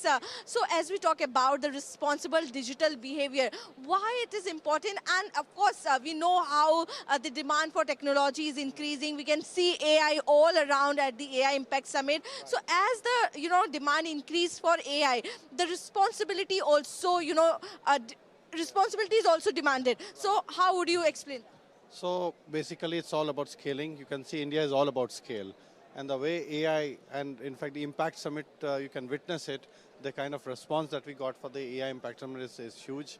And it's scaling, it's reaching the grassroots, it's reaching MSMEs, startups, civil society, industry, academia. And this is where one of the key conversations, which all good things, you also have some challenges. So we have to talk about the challenges now. Challenges like the misuse of AI. AI is getting misused now. Apart from AI, it's also the agentic era that is also coming in. Agentic AI. You must have heard about Maltbook and several other things where the agents have started creating their own networks.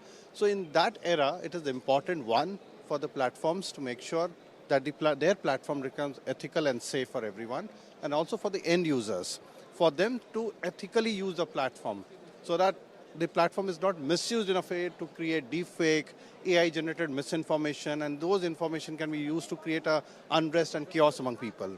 Also, what we have seen is, like we talk about a typical scam and fraud networks today, those have moved. Like the traditional Jamtara style frauds that used to happen. Now with AI, it has also enabled the cyber criminals now.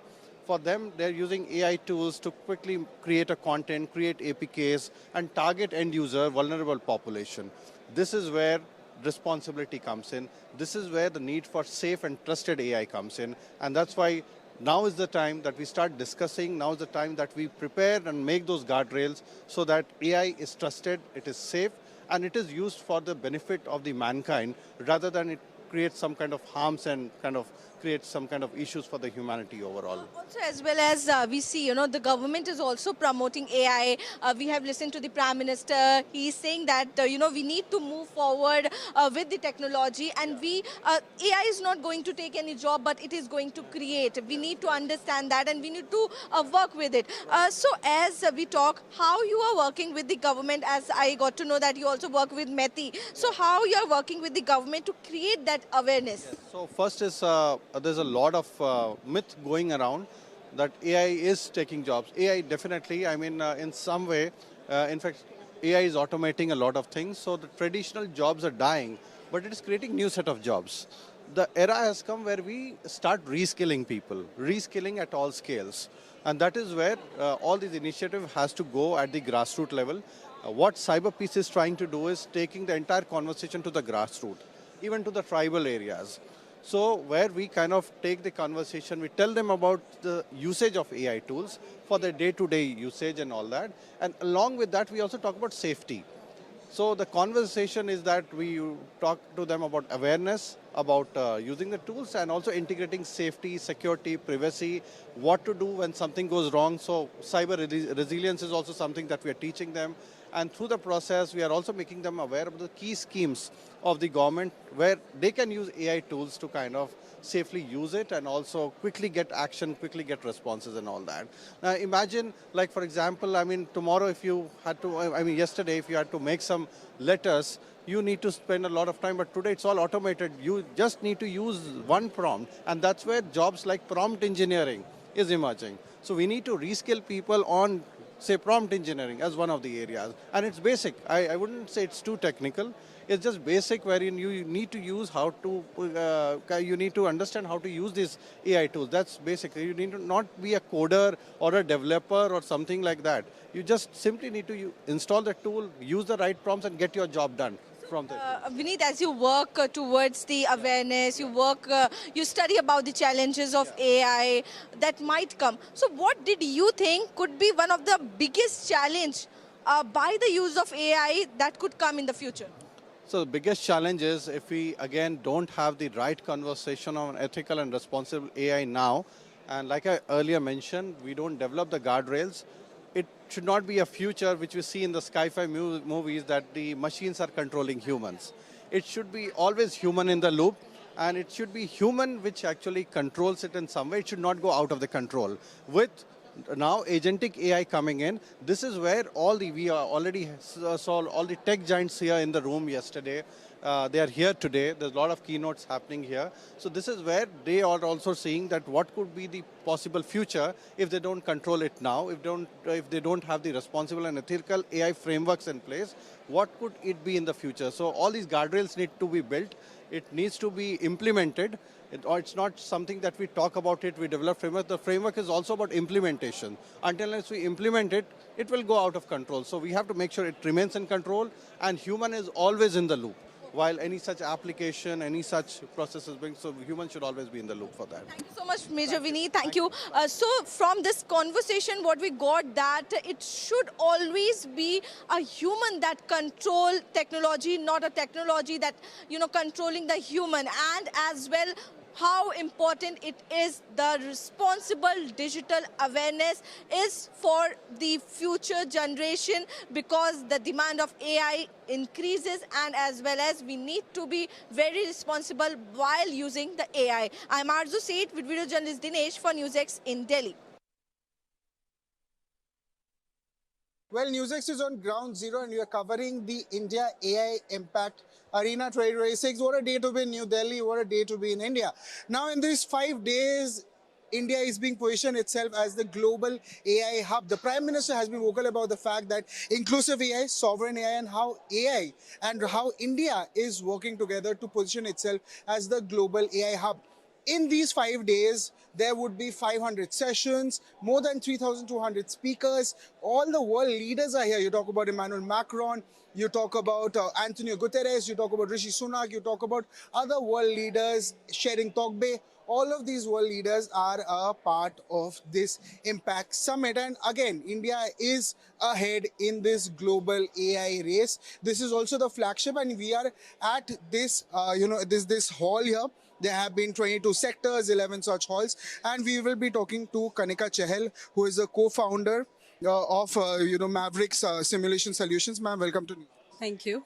Ma'am, again, what I want you to explain our viewers what this is, what kind of solution you're providing, so that our viewers who are watching you on television can also understand what this solution is all about. So Maverick Simulation Solutions is the only Indian company which is manufacturing medical simulation in India. And we've just displayed two, otherwise we have 40 plus simulators starting from basic task trainers till high fidelity simulators. So talking about these products, this is Lucy.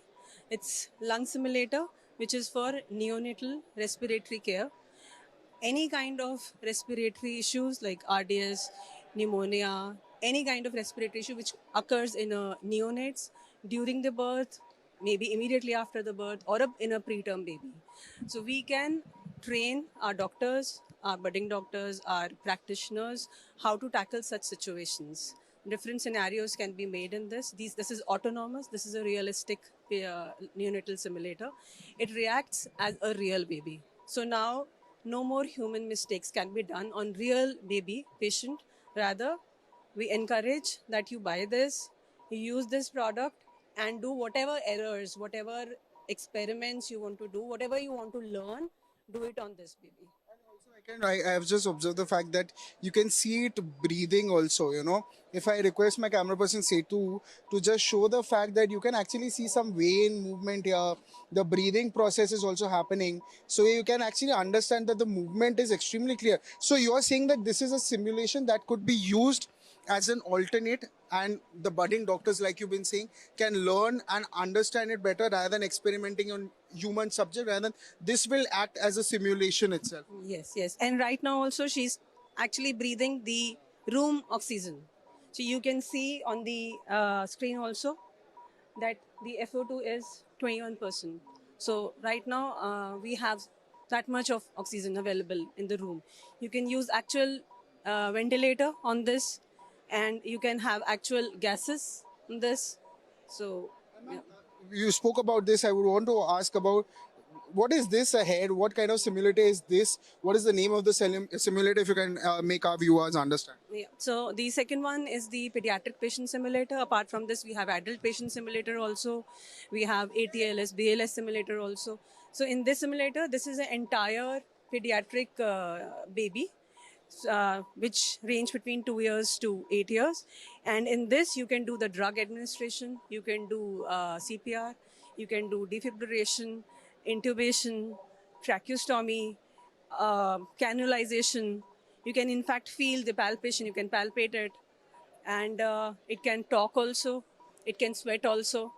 So it is again a realistic pediatric patient. Ma'am, how important do you think is this at this time, point of time, and also to the fact that we know that this is also the need of the hour, that it is very important at this point of time. What made you think of the fact that we need this solution and this is actually the need of the hour? See, right now each and every human being is aware about many things because of the, you can say, internet. They have so much of knowledge that now you can't do any experiments, or you'll not get patients on which you can teach your students that you can do the cannulation, etc., and you can do the surgery, etc. So for every such practices, you have the simulators now.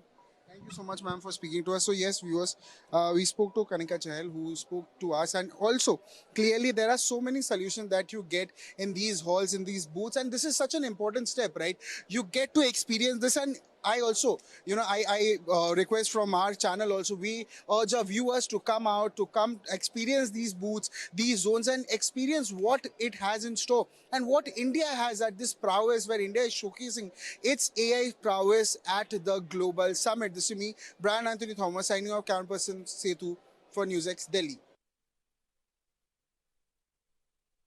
Well, NewsX is on ground zero and we are covering the AI Impact Summit 2026. What a day to be in New Delhi.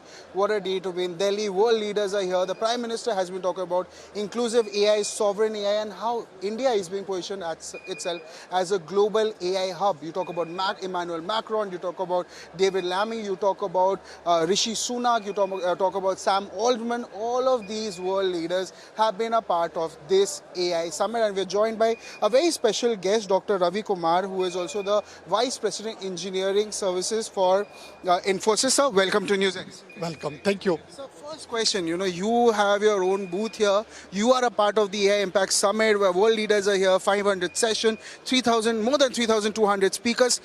What does it bring to the table for India in terms of the AI global hub? India is going to get immensely benefited out of this because there is a huge amount of talent that is out there. And it will be a great opportunity for this talent to learn about AI, understand, and where exactly it can be used. And so this thing there ahead is what you call an autonomous robot, autonomous mobile robot. This weighs, you said, this can carry up to 1 ton as yes. What exactly is this? If you can tell us, viewers, we can also walk and talk. Sure. So our viewers can also take an understanding of what this is, sir. Perfect. So this is an autonomous mobile robot. What it does is, it automates the complete logistic operations in a manufacturing shop floor or a warehouse. So if you look at currently, most of the logistics that are there in the manufacturing shop floor, they are manually driven, right? It has a lot of productivity issues and also the safety issues. What we are trying to do here is, by putting some of these autonomous mobile robot in the manufacturing shop floors or warehouses, okay, they can move the material from point A to point B autonomously, interacting with the industrial automation systems, right? So this will help in improving the productivity, improving the efficiency and the safety. You can see here, the moment I stepped in, the vehicle stopped, right? So automatically you're saying it identifies if there is a hurdle? Exactly. It identifies the hurdle and stops, okay? So this is very, very safe, and also it doesn't disrupt the existing environment as such. Right? It can do a smooth operations. And as a camera, how does it identify that when it needs to go? Because in the screen also there are many such points. You can select destination as well. Okay, there are 3 broad components in this particular machine. One is the sensing component, where you have a lot of these sensors, the lidars and cameras, okay, through which the data is acquired, and that data is fed into an onboard computer, which is a compute. It's an edge device where all these AI algorithms are sitting. So that edge computer will analyze and gives the construction to the control system. What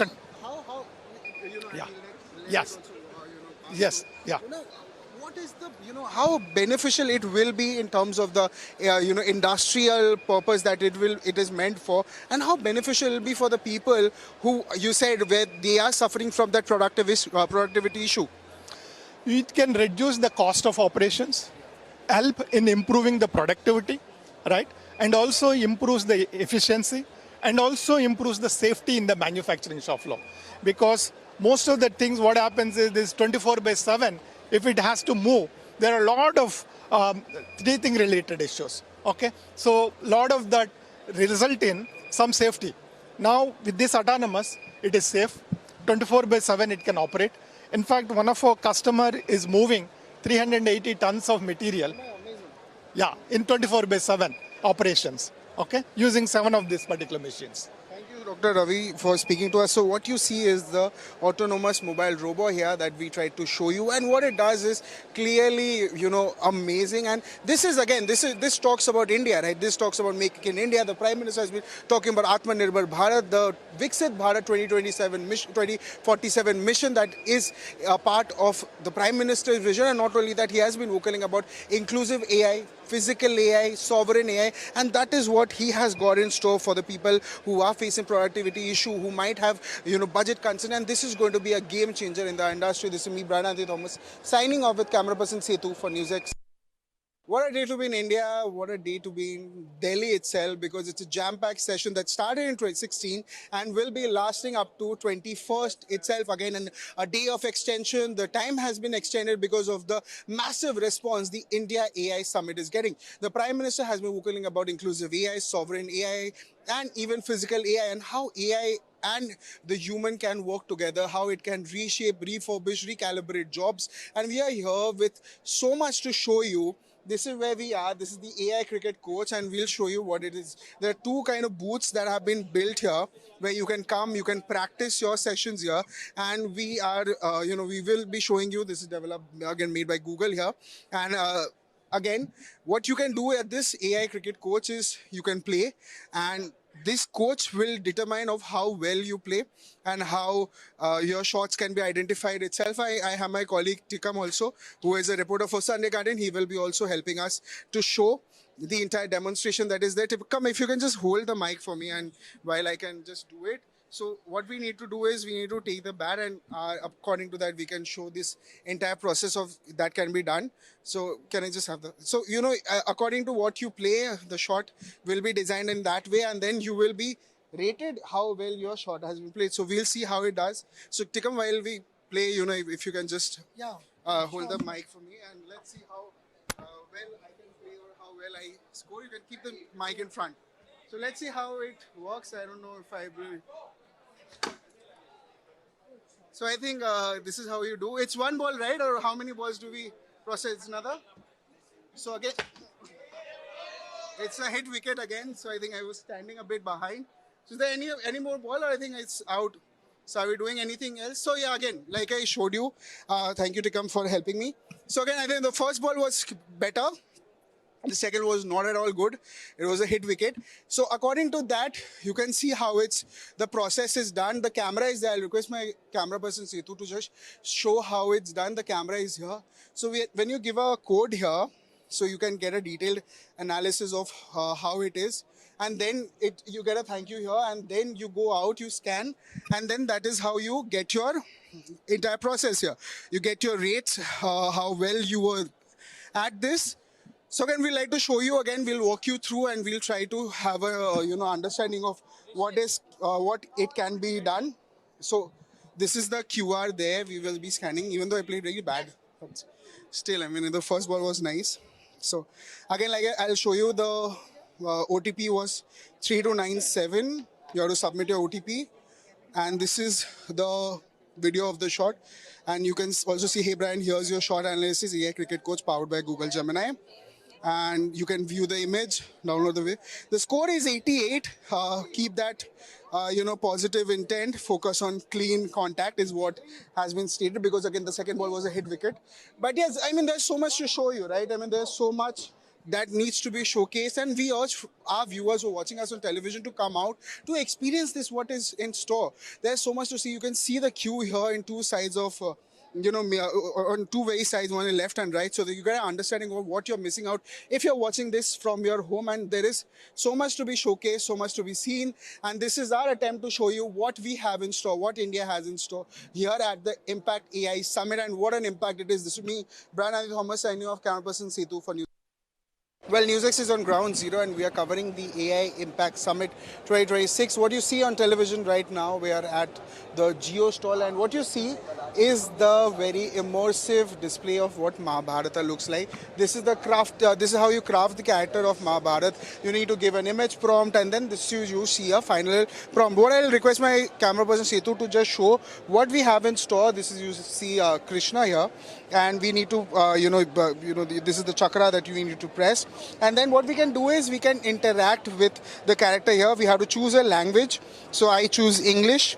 And once you choose English, this is Mahabharata Ek Dharma Yudh. And we can ask the question to the AI avatar that is here. So suppose I ask, there are 4 questions. What is Dharma? What is the biggest enemy inside us? What should I do when life feels unfair? And there's another question, what is the biggest trap for humans? So I ask the question 1, which is what is Dharma? and it will give a, of the fact that it will, you can see these answers and he will answer.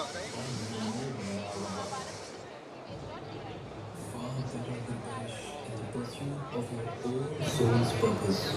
Then to find safety in the shadow of elders' path.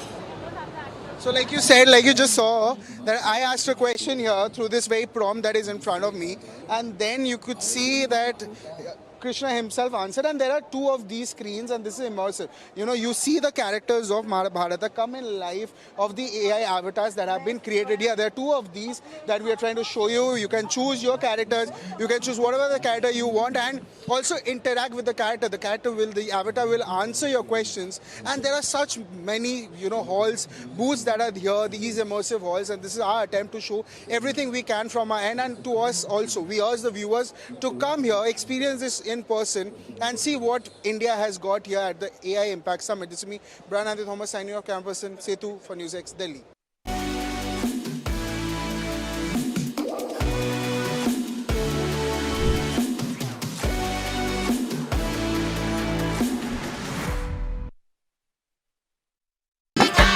जो भी पके ऐसा पके जहाँ भी हो जो खींचा चलाए मिट्टी दिल हो या पुलियो गिरे वांगी भात हो या पोड़ी मसाला रस पाउडर या सांभर मसाला असली मसाले सच सच MDH चना मसाला। अब छोलिया हो या लोबिया, सफेद चने या काले चने, सब कुछ मजेदार बने। MDH लाल रंग इसका अपार, तीखा कम है फिर भी स्वाद, बेमिसाल बेमिसाल MDH Kashmiri. MDH Kashmiri. MDH car insurance done. Policy बाजार से कराया? नहीं। तो तू ज़ीब्रा नहीं हो सकता। मतलब? अगर पॉलिसी बाजार से कार इंश्योरेंस कंपेयर करके लेता तो 12,000 रुपए तक बचा सकता था। इसलिए तू ज़ीब्रा तो नहीं है, तू है गधा। Kind of. MDH कसूरी मेथी लाजवाब है स्वाद और सुगंध इसकी लाजवाब है। अगर MDH कसूरी मेथी नहीं डाला तो खाली हाथ मलते रह जाओगे। एक एक पत्ता हाथ से चुना, स्वाद और सुगंध जगाए कई गुना। अगर आप बनना चाहते हैं एंकर या फिर आप में है जुनून एक तेज तर्रार न्यूज रिपोर्टर बनने का, तो आप ज्वाइन करें ITV और इंडिया NewsX का media school. ITV next media international school का कोर्स आपको मौका देता है देश के दिग्गज एंकर्स के साथ काम करने का। ITV next media international school में आप बेहद नजदीकी से देख पाएंगे किस तरह से ITV नेटवर्क के दिग्गज पत्रकारों की टीम दिन रात खबरों पर काम करती है। इस कोर्स के दौरान आप सीखेंगे एंकरिंग की एक एक बारीकी उन एंकर्स के साथ जो देश को रखते हैं हर खबर से बाखबर। ITV next media international school का ये कोर्स आपके एंकरिंग स्किल्स को करेगा इतना सशक्त मजबूत, जिससे आप बनेंगे पत्रकारिता की दुनिया का वो चमकता चेहरा जो दुनिया देखेगी और पसंद करेगी।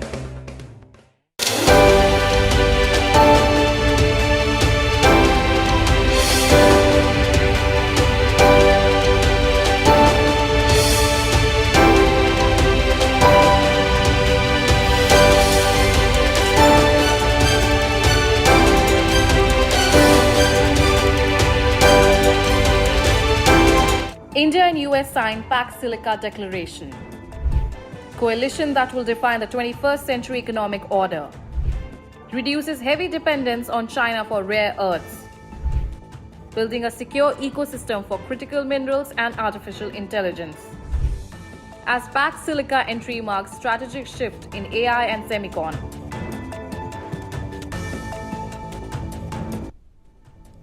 Hello and welcome. You're watching NewsX Explained. I'm Uday Pratap Singh. Today marks a defining moment in India's foreign policy and technological journey. India is officially integrated into Pax Silica, a United States-led strategic initiative that seeks to reshape the global technology order. This move is not merely diplomatic, it signals India's entry into a coalition that is attempting to write the rules of the next industrial era. At a time when technology has become the primary driver of economic power, India's decision to join Pax Silica represents a clear strategic choice.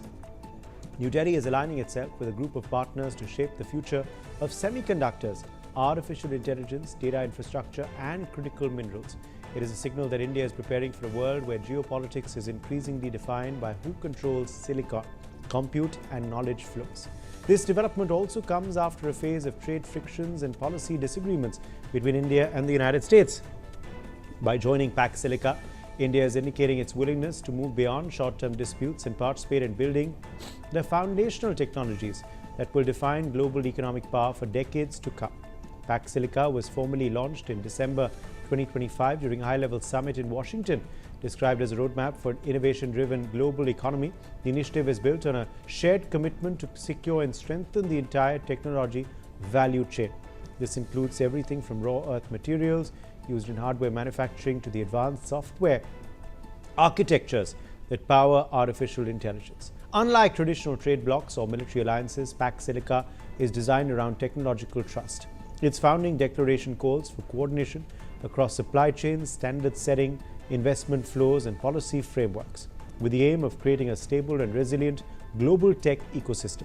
The alliance currently includes Australia, Greece, Israel, Japan, Qatar, South Korea, Singapore, the United Arab Emirates, and the United Kingdom. India now becomes the 10th member of this group, following a formal invitation from US Ambassador Sergio Gore.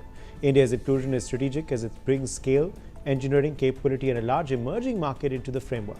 Together, these countries share a common objective.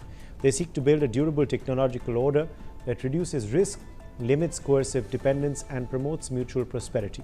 This is a response to a world where supply chains have been weaponized and access to key technologies can be used as geopolitical leverage. The Pax Silica agreement was formally sealed by senior leaders from both India and the US. Underscoring the strategic weight of the partnership, the documents were signed by Jacob Hellberg, Undersecretary for Economic Affairs, Michael Kratsios, Director of the White House Office of Science and Technology Policy, and Sergio Gore, the United States Ambassador to India. On the Indian side, the signatories included Ashwini Vaishnav, Minister for Electronics and Information Technology, and S. Krishnan, Secretary, Ministry of Electronics and Information Technology, marking a high-level commitment to the Pax Silica framework from both governments. Undersecretary for Economic Affairs Jacob Hellberg has summed up the philosophy behind Pax Silica by saying that data and silicon are the new oil and steel. Listen. We are building a new architecture that diffuses intelligence, placing the awesome power of AI into the palm of our people's hands and unleashing a wave of unprecedented possibility. From the minds to the models, we are securing the full stack of the future, the minerals deep in the earth, the silicon wafers in our labs and fabs, and the intelligence that will unleash human potential. Pax Silica is our declaration that the future belongs to those who build. It really underlines the importance of India being a friend and a partner in the Pax Silica project. There are so many American companies who came here and rolled out incredibly historic projects. Google rolled out a trans-Pacific and oceanic submarine cable that connects India to the United States. Micron was here earlier rolling out fabs that actually complement their activities in the US. I think this is part of a much bigger story about India and the US working together. At the center of this framework is the recognition that artificial intelligence is a transformative force. AI is not just a tool for automation or efficiency, it has the potential to reorganize global supply chains, reshape energy demands, and alter labor markets across economies. The rapid acceleration of AI has created unprecedented infrastructural requirements. These include massive energy grids, high-end data centers, specialized semiconductor fabrication, and access to advanced compute. No single country can build or control this entire stack alone. Pax Silica seeks to address this by aligning standards, pooling resources, and sharing risk. Listen to what Sundar Pichai, the CEO of Google, had to say.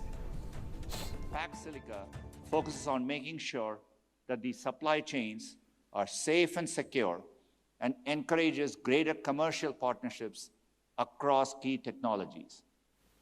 So let me congratulate the US and India on this historic moment.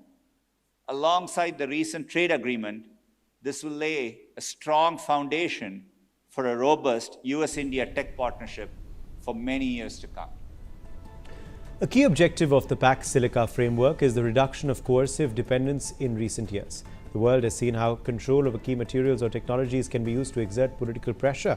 The alliance aims to ensure that no single country holds a monopoly over technologies essential to another economic or strategic survival. For India, this is critical consideration. By participating in a shared and secure digital infrastructure, India can protect its technological advancements, reduce supply shock risks, and build a resilient silicon ecosystem that supports long-term economic growth and strategic autonomy. Listening to what Ashwini Vaishnav and Sergio Gore said on the occasion. We also had Pax Silica today, which is very important for us from the semiconductor industry perspective, from resilient supply chain, resilient value chain perspective. And the fact that India's entry into Pax Silica isn't just symbolic, it's strategic, it's essential. India is a nation with deep talent, deep enough to rival challengers. India's engineering depth offers critical capabilities for this vital coalition. In addition to talent, India has made important strides towards critical mineral processing capacity, and that's something that we're fully engaged on also.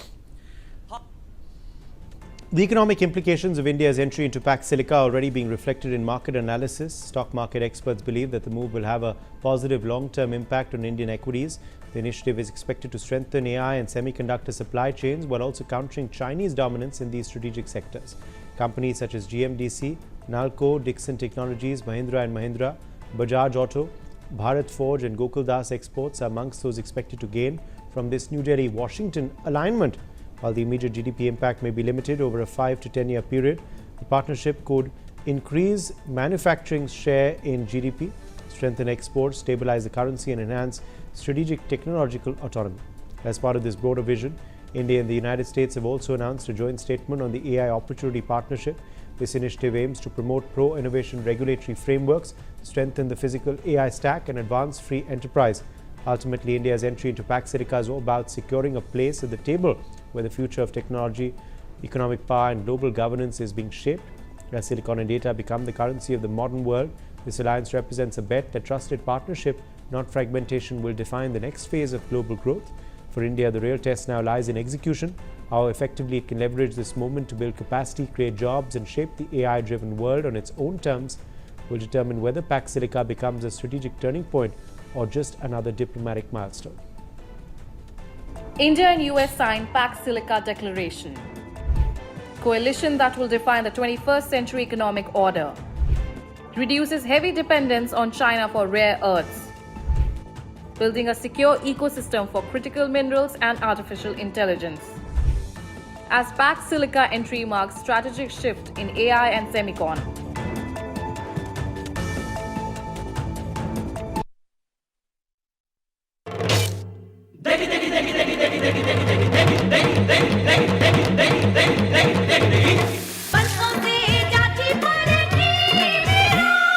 MDH की देगी मिर्च, देगी मिर्च का तड़का, अंग अंग फड़का। MDH की देगी मिर्च।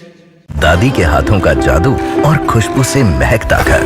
MDH गरम मसाला, असली मसालों से भरा हूँ मैं, क्योंकि हर रिश्ता है स्वाद से जुड़ा। सस्ते वाले दाल मसाले स्वाद हुआ बेकार। MDH की हल्दी मिर्ची धनिया करे कमाल। ये रंग दे, ये खुशबू दे, ये तीखा, ये कम पड़े। क्या निराला MDH masala. Car insurance done. Policy बाजार से कराया? नहीं। तो तू ज़ीब्रा नहीं हो सकता। कार नई हो या पुरानी, पॉलिसी बाजार पे कंपेयर करके खरीदो और 30,000 तक बचाओ। इसलिए तू ज़ीब्रा तो नहीं है, तू है गधा। Kind of. आपके घर के खाने में रेस्टोरेंट जैसा स्वाद ले आए MDH का शाही पनीर मसाला। पनीर को क्या मस्त बना डाला। MDH का किचन किंग किचन में हो तो हम सब कुछ बना सकते हैं। बैंगन का भरता, आलू गोभी, भिंडी मसाला और भी बहुत कुछ। MDH अब आया असली स्वाद। अब आया स्वाद। जब स्वाद के पड़े हो लाले तो MDH का चंकी चाट मसाला डालें। MDH का Chunky chaat masala. MDH. Trump presides over Board of Peace inaugural meet. Board focuses on Gaza ceasefire and reconstruction. India attends first ever meeting as observer, while Pakistan PM Shehbaz Sharif gets sidelined. What unfolded at the board's first ever session?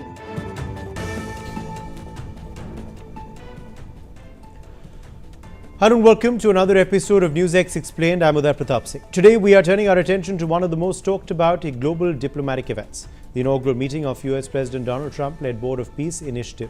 The ambitious and controversial international initiative held its first meeting on the 19th of February in Washington, D.C., drawing both global attention and skepticism. Trump's Board of Peace is, as per the White House, has been designed as a new international conflict resolution and peace-building platform, initially focused on the war-torn Gaza Strip, aiming to oversee post-war reconstruction and long-term stability.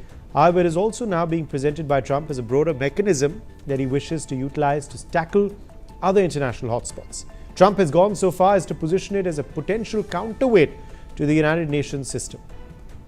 Upwards of 40 to 50 countries attended in various capacities, and approximately 27 accepted full membership on the Board of Peace, covering a mix of nations from different regions. Representatives from the European Union, Japan, the UK, Germany and India attended as observers rather than full board members. Presiding with a gavel over the meeting in the gleaming Washington building of the former US Institute of Peace, which has been gutted and renamed after the 79-year-old US president himself, Trump hailed the powerful people who joined his board. The inaugural session saw many interesting developments, beginning with Trump pledging a massive financial commitment, $10 billion from the United States to the board's peace and reconstruction efforts in Gaza. This, of course, comes after Trump has sharply curtailed foreign aid. Moreover, Trump did not explain exactly where the money would go and whether Congress has approved the contribution he announced for the institution, which has drawn criticism for its opaque nature.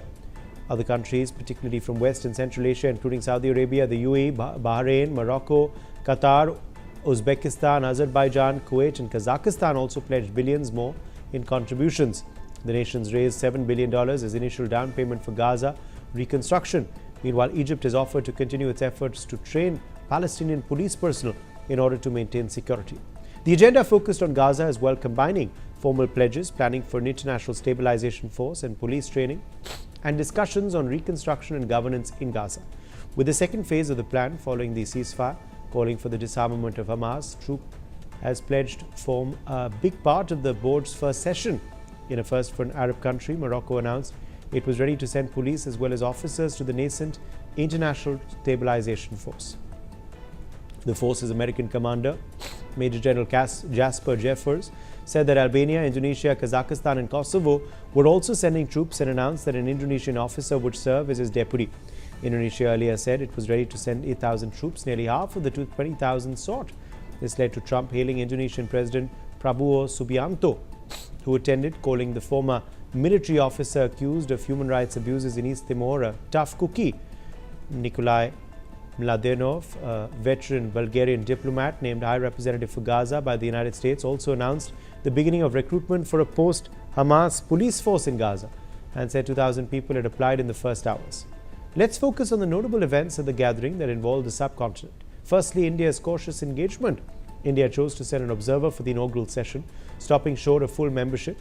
Now, before we turn our attention to who India sent as representative, it's important to remember that India received an invitation to be part of the board, but did not issue official confirmation of its acceptance. Then last week, MEA spokesperson Randeep Jaiswal said India was reviewing the proposal to join the board, and it had always supported efforts to promote peace in West Asia. And now, with the appointment of an observer, it became clear that India was willing to engage with the board, even if it was not ready to be a full-fledged member yet. And so it sent veteran IFS officer in charge of affairs at the Indian Embassy in Washington, Namgya Khampa, as observer. Born on 12 February 1977 in Uttarakhand, she is a seasoned diplomat who holds master's and MPhil degrees in international relations. Currently serving as Charge d'Affaires and Deputy Chief of the Indian Mission, she oversees key diplomatic engagements between India and the US. Khampa served as India's permanent mission to the United Nations in New York from 2009 to 2013. While there, she was elected to the United Nations Advisory Committee on Administrative and Budgetary Questions for the 2011-2013 term. A significant resume also includes having served as India's representative on the Executive Board of the United Nations Development Programme and the United Nations Population Fund during her tenure in New York. From 2016 to 2018, Khampa also served on deputation to the Prime Minister's office. Khampa headed the Development Partnership Division at India's Ministry of External Affairs from 2018 to 2020, overseeing Indian grant assistance and development cooperation with neighbouring countries. She has also been Deputy Chief of India's Kathmandu Mission, High Commission to Kenya, and served 2 stints at India's China Mission. India's decision to send an observer instead of becoming a full member reflects his decision to be strategically cautious by being present as an observer, not a member. India is signaling a wait-and-watch approach. Officials are reportedly monitoring how other major powers respond and have expressed concern that an alternative peace mechanism might undermine the United Nations' central role in global crisis management. The other major development, and perhaps inversely so, was Pakistan's involvement. In a slew of embarrassing moments, Pakistan was left considerably red-faced even before the event started. It all began with the Pakistan Foreign Ministry statement announcing Sharif's US visit that was replete with typos. For example, the United States of America became United States of Americas. But more uneasiness was in store for Shehbaz once he landed in Washington. Now, Shehbaz may have praised him as a man of peace, even called him savior of South Asia. He also nominated him for the Nobel Peace Prize, but all these shenanigans did not seem to cut much ice with Donald Trump, as he appeared marginalized and sidelined during the inaugural meeting. Several videos have also gone viral showing Sharif isolated and cutting a lonely figure at the event where Pakistan sought to project its so-called global relevance. Perhaps the most embarrassing moment for Sharif came during the group photo when he was denied a central position and pushed to the back while Trump stood front and center alongside US Vice President J.D. Vance and Secretary of State Marco Rubio. Leaders from Saudi Arabia, Indonesia and Qatar were positioned directly behind the US President. Sharif, by contrast, was pushed to the margins. Now, Trump's initiative is far from universally embraced. Criticism has been forthcoming from Europe, with France, the UK, Germany and Canada declining full involvement, citing concerns that the board diverts authority from established global institutions and also lacks clear multilateral foundations. Even the Vatican expressly declined participation.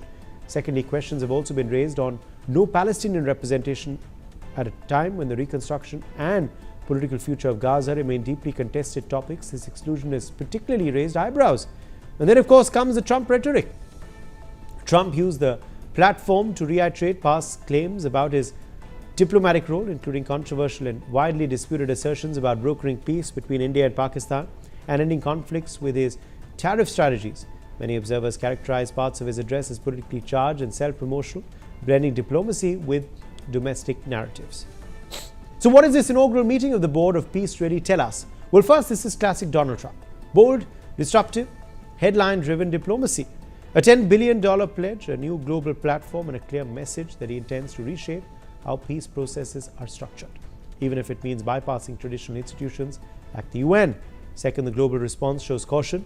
Major Western powers stayed at arm's length, Palestinian representation was absent, and questions remain about legitimacy, inclusivity, and execution. Third, the optics matter.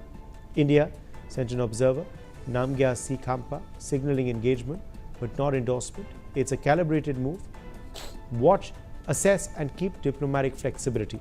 On the other hand, Pakistan's Prime Minister Shehbaz Sharif attended as a full member, yet appeared diplomatically sidelined, reinforcing how symbolism at such summits can shape perception as much as policy. The bigger question now is this: will the Board of Peace become a lasting diplomatic mechanism or remain a political moment driven by personality and power projection? Because peace architecture is not built in one meeting, it is tested in crisis, negotiated in silence, and judged by outcomes. For now, the Board of Peace is launched with money, momentum and media glare. Whether it delivers real peace or not depends or deepens global divides is the story the world will be watching next. Trump presides over Board of Peace inaugural meet. Board focuses on Gaza ceasefire and reconstruction. India attends first ever meeting as observer, while Pakistan PM Shehbaz Sharif gets sidelined. What unfolded at the board's first ever session?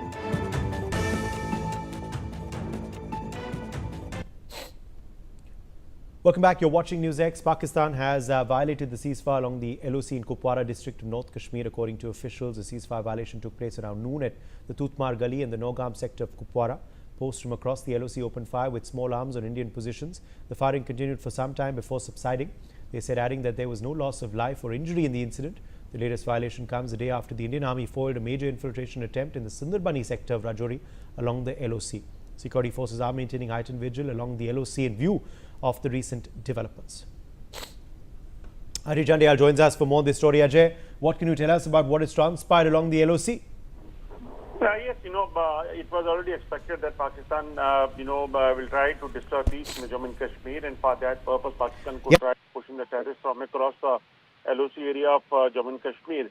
Yesterday it was in Sundarabani sector when Pakistani army, they tried to push in terrorists over here in the Jammu and Kashmir, and that attempt was spoiled by the alert Indian army troops, and weapons was recovered today during the search operation. But in the evening today, in the afternoon today, once again Pakistani army violated ceasefire in the Gurugram sector of line of control in the Kopara, and the firing was on for several minutes, and it was retaliated effectively by the Indian forces, Yes. well, Indian army as well.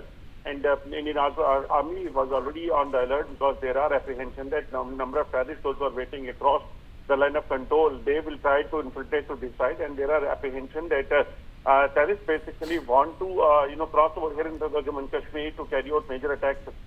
So that attempt have been foiled by the Indian army in Kopara and in Sundarabani sector. And today when they try to, in frustration, they try to target the defense forces over there, Indian army troops over there, it was also retaliated very effectively. We have seen that after the Operation Sindoor, both the forces of India and Pakistan, they have agreed for the ceasefire, but Pakistan, they always try to, violate that, and it was retaliated effectively. All right, appreciate you joining us, Ajay, with those details. Let's take a short break.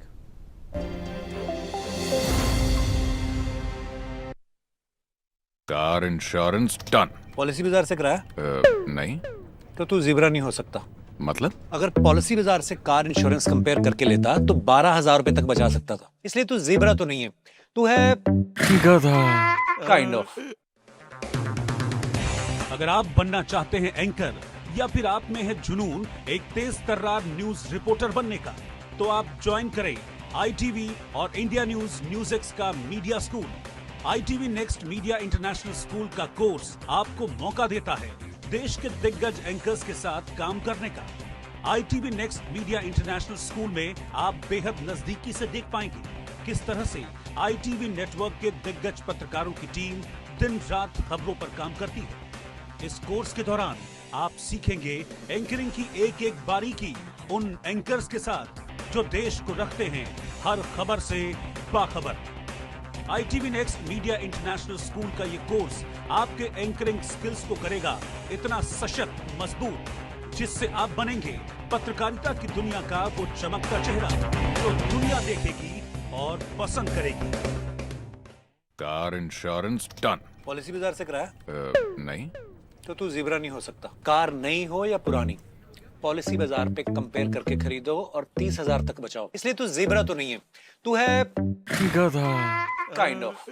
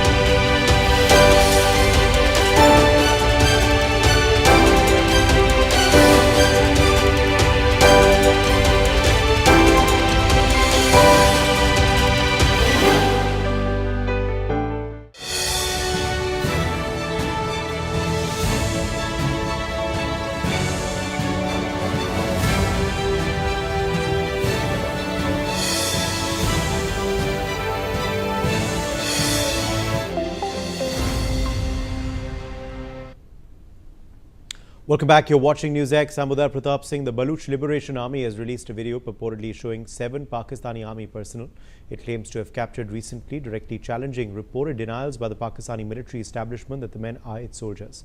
The new footage, which appears to show the alleged soldiers kneeling on the ground in rugged terrain with armed men standing beside them, has emerged with just 3 days remaining before the February 22nd deadline set by the group for a proposed prisoner exchange. The BLA has warned that the detainees could face execution if negotiations do not take place within that period. The Pakistani army officials have reportedly claimed that no soldiers were missing or in militant custody, contradicting visuals circulating online. Challenging this stance, the detainees displayed their official service cards and national identity documents on camera, claiming they were formally recruited, issued identification and deployed by the army. One of the soldiers, identified as Mohammad Shahram, a sepoy, crying and questioning the military's denial. How can the army say we're not theirs? The detained men appealed to the Pakistan military leadership and government authorities, urging them to accept the BLA's demand for prisoner exchange involving Baluch prisoners or detainees. They also called on officials to negotiate and meet the group's demands so they can be released and return home safely. This is not the first time Pakistan has abandoned its own. Pakistan's military is repeating history by disowning its own soldiers once again. Karodi Singh, foreign affairs expert, is live with us. Amar Musti Khan, senior journalist, is also joining us live. Ali Ashraf Rata, Pakistan foreign affairs expert, is joining us live. Major General Sudhakarji, geopolitical expert, also is now joining the broadcast. Let me make a start with you first, Karodi Singh, on what you make of this flip-flop by Pakistan and what it really tells us about how they dishonor their own army and their own soldiers. Yes, Uday, how it is unusual, that is the question. Unusual in the sense some kind of prisoner exchange or the army personnel in the custody of the in the army of different country, some kind of a negotiating process takes place, then the prisoners exchange takes place. That is not unusual. Second thing, such things happen in the case of the intelligence networks, because if there are certain intelligence people, they have been caught by a different country, then the nations can deny that they are not our person. We have no connection with these persons. But in the armed forces, such thing is happening. That is the unusual. And the second unusual is within a single country it is happening. Because Baluch army is right at the moment is not a sovereign state's army. It is within the Pakistan. So these two things are unusual. And why this is unusual is it is the fundamental problem with Pakistan is Pakistan was created on the basis of religion, and religion can never be a basis of any nationhood. Only 2-3 countries are created on the basis of religion: Israel, Vatican, Saudi Arab. But that is the different case, because the religious sites are there in these countries. But in Pakistan, there is no such thing. And that is not the, once Pakistan has been created, it's an artificial identity. Pakistan has no cultural and linguistic identity at all, and even not the ethnic identity. So different communities brought together through a political process in 1947. And then the Pakistani governments, they did not try to accommodate the different pluralities, different identities. Instead, they tried to oppress these identities. So the accommodation process has not taken place. And not only the accommodation process, instead they try to exploit these communities, their resources, political oppression, and that is why Bangladesh has emerged. Similarly, now the Balochistan has a deeper identity, Baluch identity. So Pakistani government, successive governments, not one government, but successive government did not try to accommodate the Baluch identity and consider their genuine demands of the resources, their claim over the resources and the well-being of the people. And if such things have not taken place, naturally they started their movement initially for autonomy, and then now they are for the secession. So the Pakistani government's handling of the situation, its own situation, their problem lies. Now how to deal with denying army that the soldiers who are in the custody of the Baloch National Army are not our person. This is the double fault of the Pakistani forces. Yes. They should not deny. They must say these are the our person. But Baloch has no right because they should be accommodated. The process of dialogue must be started, and the exchange should take place. Large number of Baloch people, the BLA people, they are in the custody of Pakistani army. Absolutely. Amar Mashtukan, what do you make of this video? And, has there been any official response after this video went viral of from the Pakistani army or the Pakistani state? Namaskar. I will like to say that Pakistan is what is called a leptocracy, a state that is run on lies. And the DIG, the Director General of the Internal Services Public Relations, the army spokesperson, he is in denial. He says, no, our men are not in the custody of the BLA. So when they are in denial of such things, and they are saying that all this that is being shown online are all artificial intelligence, I can only question their intelligence. I feel very sorry for this state of Pakistan, which is a failed British project. Just like the honorable gentleman ahead of me said, it has got no roots, it has got no ideology. It was founded on the basis of hatred, religious, communal hatred. And it was a strange country, you see. The Prime Minister arrived in Karachi one day before the creation of the country. He had got nothing to do with whatever the land of Pakistan today exists. All were imported and they were from outside. It was a big tragedy. It was the creation of Pakistan was one of the white man's worst sins in the last century. Our women are being forcibly disappeared, the Baloch woman. Majabeen, Hani, Harunissa, Nasreen, Rahima, Hazra, Farzana, they are in the ISI dungeons. They are in ISI torture cells. Our very valuable women, the Baloch people, are a honor-based society. You know what, Udeji, I have to point out here, even today, the most number of honor killings take place in Balochistan. It's very unfortunate. I'm not going to defend that. But this is how the people think. For the people, the women are the most sacred and the most precious, honorable thing that they value. And these Punjabi generals, they don't understand our culture. They have forcibly disappeared these women, and they have, in arbitrary detention, they have kept the de facto Prime Minister of Balochistan, Dr. Marang Baloch, and her two closest colleagues, Gulzadi Baloch and Bibo Baloch. And these Punjabi generals are so arrogant. They are so arrogant.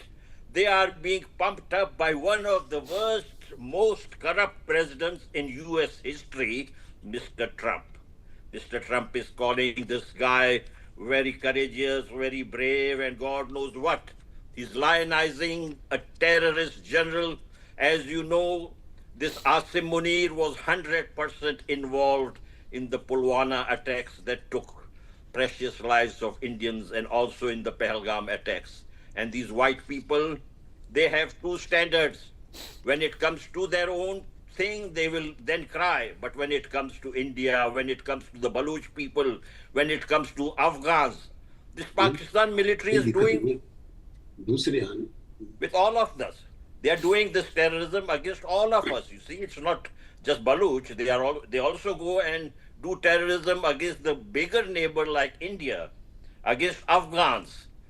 I really wish this state, the British failed project, should now be wrapped up. It's long past its historic utility. Thank you, sir. Okay, let me take that to you. In fact, as well, Ali Ashraf Rata. To just talk us viewers through how this is a pattern. It's not just a one-off where Pakistan has denied, their army men have gone missing or their army men have been captured, but it seems to be a pattern. What then does it tell us about a nation if this is how it treats their army men? First of all, I will respond to your first panelist who was actually claiming Pakistan being created on the religion basis. I think he is not aware about the historical facts, and he's trying to destroy those historical facts which been not read by him. Actually, Pakistan being created after a long struggle to be a single unit when the Hindu extremists didn't given the right to the Muslim community. Then Muslim thought about the Pakistan, and that nation thought, and this country being created. So this is the fact, and nobody can change this history, and history cannot be changed.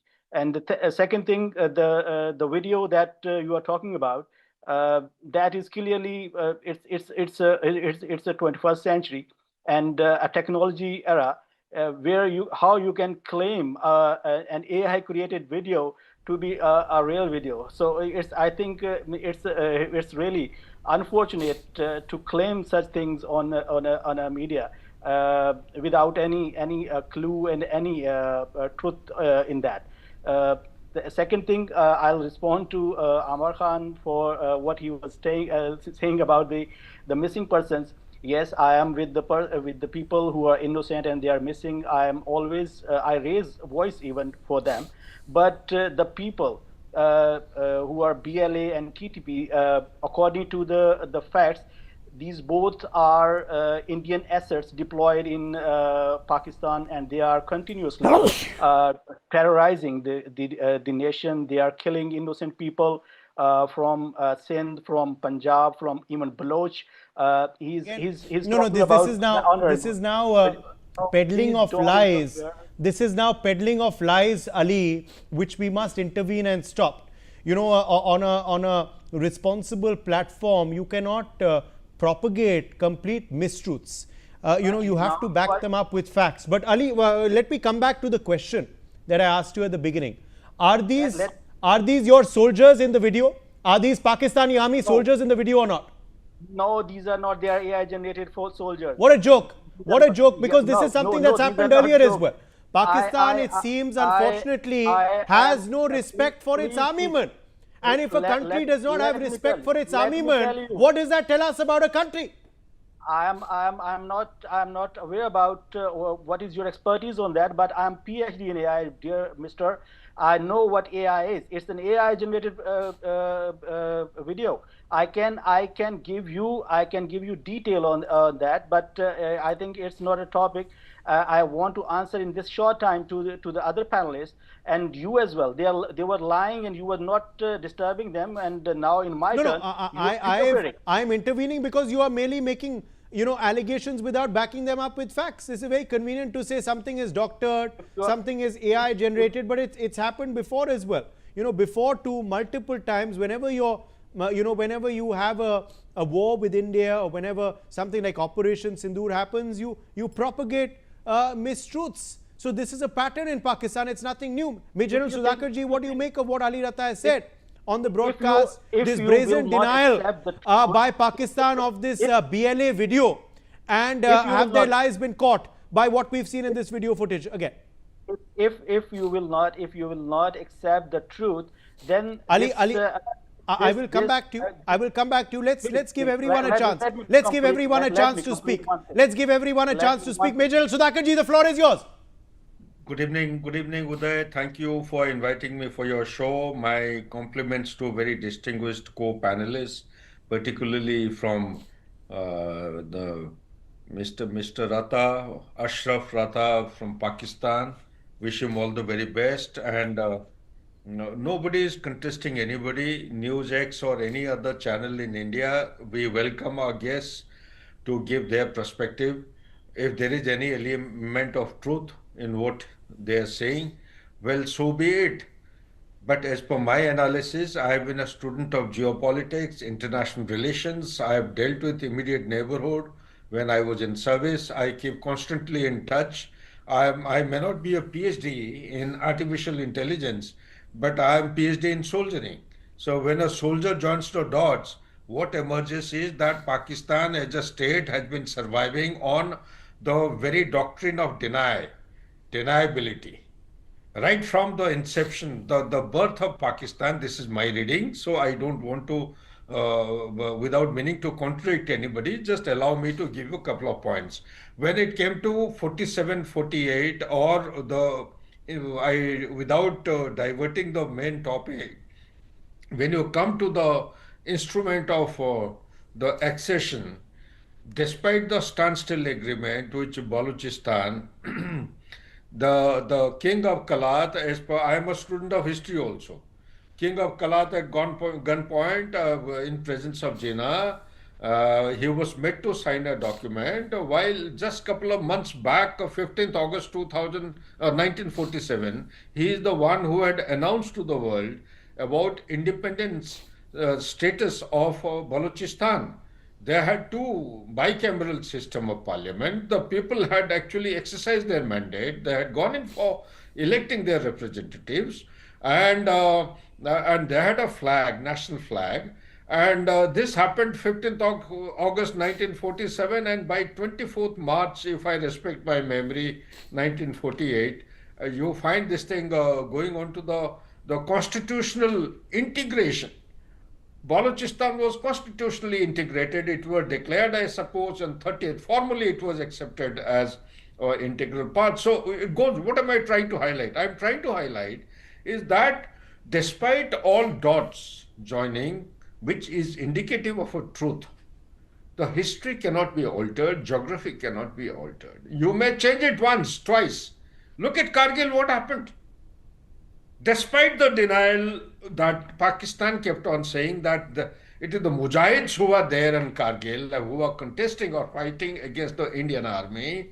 And what happened ultimately? Their own chief, they have said it is the 8 NLI, Northern Light Infantry. It's a regular infantry battalion which was there. Similarly, if you look back, dissect each of the operations, 1965 or 71, in each of these, there have been instances, there have been anecdotes wherein Pakistan's denial of such truthful things has repeatedly been perpetuated, thereby reducing its credibility. Even though it may be, in the worst of circumstances, let's accept the hypothesis which is being shared by our friend from across. Let's say it is generated artificial intelligence. The regular nation states of the world today don't even have artificial intelligence. They haven't mastered. If by all chance, let's say, the Baloch Liberation Army has already adopted artificial intelligence, that means they deserve to get the nationhood. Let's for a change think about it, introspect all the aspects. Nobody wants to interfere in anybody's administration or jurisdiction, but here is something which is burning, which is taking Pakistan down the drain. Absolutely. It cannot actually reverse. It cannot, it cannot bounce back to its normalcy and law. Okay. Let me. Yes. I do know that Ali. Obviously, you have your eyes on the AI summit, which India has so magnificently hosted, and I'm sure you will applaud India for that. But everything is not AI. Respond to Major Sudhakarji also. Who is Mohammad Shahram? Do you know Mohammad Shahram? Two things. Actually, there are two things which I would like to respond. I really appreciate the Indian market for AI and the technology. They are progressing. I really like that, and I love that. It's really appreciable.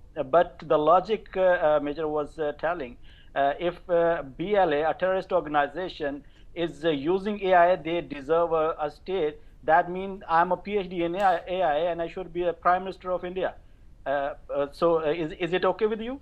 No, that's not the logic. Actually, the nation is a different story, and it's a different logic, and it also. Okay, I asked you a question about who is Mohammad Shahram. I asked you who is Mohammad Shahram. The individual in the video, the sepoy, who is crying and who is so upset that the Pakistani military that recruited him, that gave him his mission, is now not accepting it. Who is Mohammad Shera? Actually, any name you will ask, it's Muhammad Aslam or Muhammad Akbar or Shahram or whatever. You can say anything and nobody. So you mean he's a fictitious person? Well, yes, it looked like it's a Amar fictitious Mustika. person.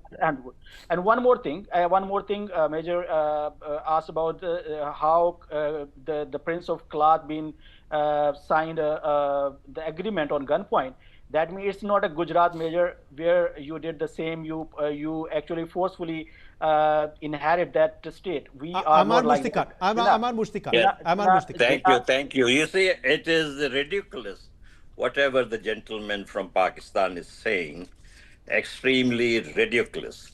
I appreciate the Major General Sudhakarji's views, but we Baloch don't believe in these artificial things. We are a genuine people. We are a genuine nation. We are going to become a genuine country. The state of Pakistan was artificial from the get-go. You can please show me one country in the world where the majority seceded from the federation. And it has happened in Pakistan. In 1971, their stupid ideology of two-nation theory was drowned in the Bay of Bengal. And that was one instance in world history, entire world history, where the major nationality, which were the Bengalis, they seceded from the federation. And now the area-wise largest people, the Baloch, we are going to secede. We are not going to tolerate their misrule of our holy land, of our seaports, of our resources. Did you watch how Shehbaz Sharif was, being slavish before Mr. Trump? He was calling Trump a savior of South Asia, when Trump is called the most corrupt president in US history, the most immoral. He is equating humans with apes. He is doing all kind of nonsensical things. And they are very proud that Trump is acknowledging them. Their intellect is very low. These guys' intellect is very low. I feel very sorry for them. I will not personally. No, please don't interrupt me. You guys have no question. With respectfully, I want to ask a question. Do you know the history of Balochistan?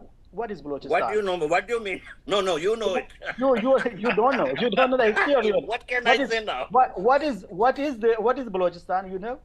What is Balochistan? When it created? They don't even know how to call our nation. Udeji, our people are named Baloch. That means you are laughing. The Prime Minister, this Form 47 Prime Minister, Form 47 Prime Minister calls us Balochi. Their Khwaja Asif Defense Minister calls us Balochi. And he's asking me if I know Balochi or not. Where does this cartoon come from? Hello, Mr. Are you a cartoon or what? Hello, Mr. Shade, what you are? You don't know the history of it. You are just barking on a channel. No, please. Without no fact. What is the history of it? What can I say, Udeji? Okay, no. Now let's not get personal. Let's not get personal. There has to be a certain decorum in a debate. There has to be a certain decorum in a debate. Unfortunately, I've run totally out of time on this discussion, so I'm going to have to thank you all there. My thanks to all of our guests for joining us, because we're getting more breaking news now coming in. The US Supreme Court has struck down President Donald Trump's sweeping global tariffs, undercutting his signature economic policy and delivering his biggest legal defeat since he returned to the White House. The court has said Trump exceeded his authority by invoking a federal emergency powers law to impose his reciprocal tariffs across the globe, as well as targeted import taxes. The administration says address fentanyl trafficking. Meanwhile, US stock indices, Dow Jones has jumped by 100 points following this ruling. Major General Sudhakarji is live with us on this big story. Strategic affairs expert Major General Sudhakarji, what do you make of this big setback for Donald Trump? It's a setback, all right, but this is a tight slap on his face for the idiosyncrasies that he has demonstrated since 20th January 2025. He is not heard. Even if he ignored his advisors, The clear signatures and the responses which came from world over has not been paid heed to by him. The hallmark of a supreme, the commander or the leader of a superpower, I think lies in an effective listening. He has not heard it. He should have taken a call when the federal courts, I think two of the courts had given the verdict, the judgment against the thing that it was an unlawful practice. The constitution itself is amply clear. Go through the 1977 article. It says that president is entitled to only 3%. Anything more than 3%, it has to be ratified or the Congress has to give the concurrence. How could, for the first time, it has not happened there are many precedents. Reagan, Bush, you come to this person, what's his name? McKinley, William McKinley in 1897 to 2001. People in the USA must have read the history. I'm an Indian, I'm an outsider. I take interest to read, to join the dots. What did McKinley do? What did he do? From 1897 to 2001, he also played the same game. And he tried his best to actually use whatever tariff income was coming. He tried to run the federal budget with that. What happened finally? He was assassinated in 2001. And what happened to Nixon? He just got into that scandal, Watergate scandal. He also tried the same stunt. Right. Same stunt was tried by the Reagan. So he should actually derive a lesson out of it. And it is always better for the larger good. Supreme Court is Supreme Court. Absolutely. The US is and that's why, of course, the US Supreme Court has had the final say. They've struck this down now. What happens next in the global trade war is something we'll be watching out for. Major General Sudhakarji, thank you for joining us with your perspective. Let's take a break.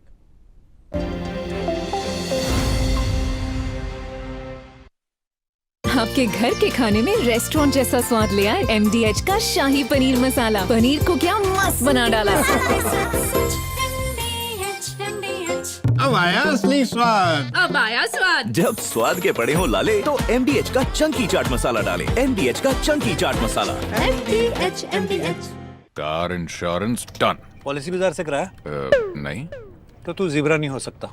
मतलब? अगर policy बाजार से car insurance compare करके लेता तो 12,000 रुपए तक बचा सकता था। इसलिए तू ज़ीब्रा तो नहीं है, तू है गधा। Kind of.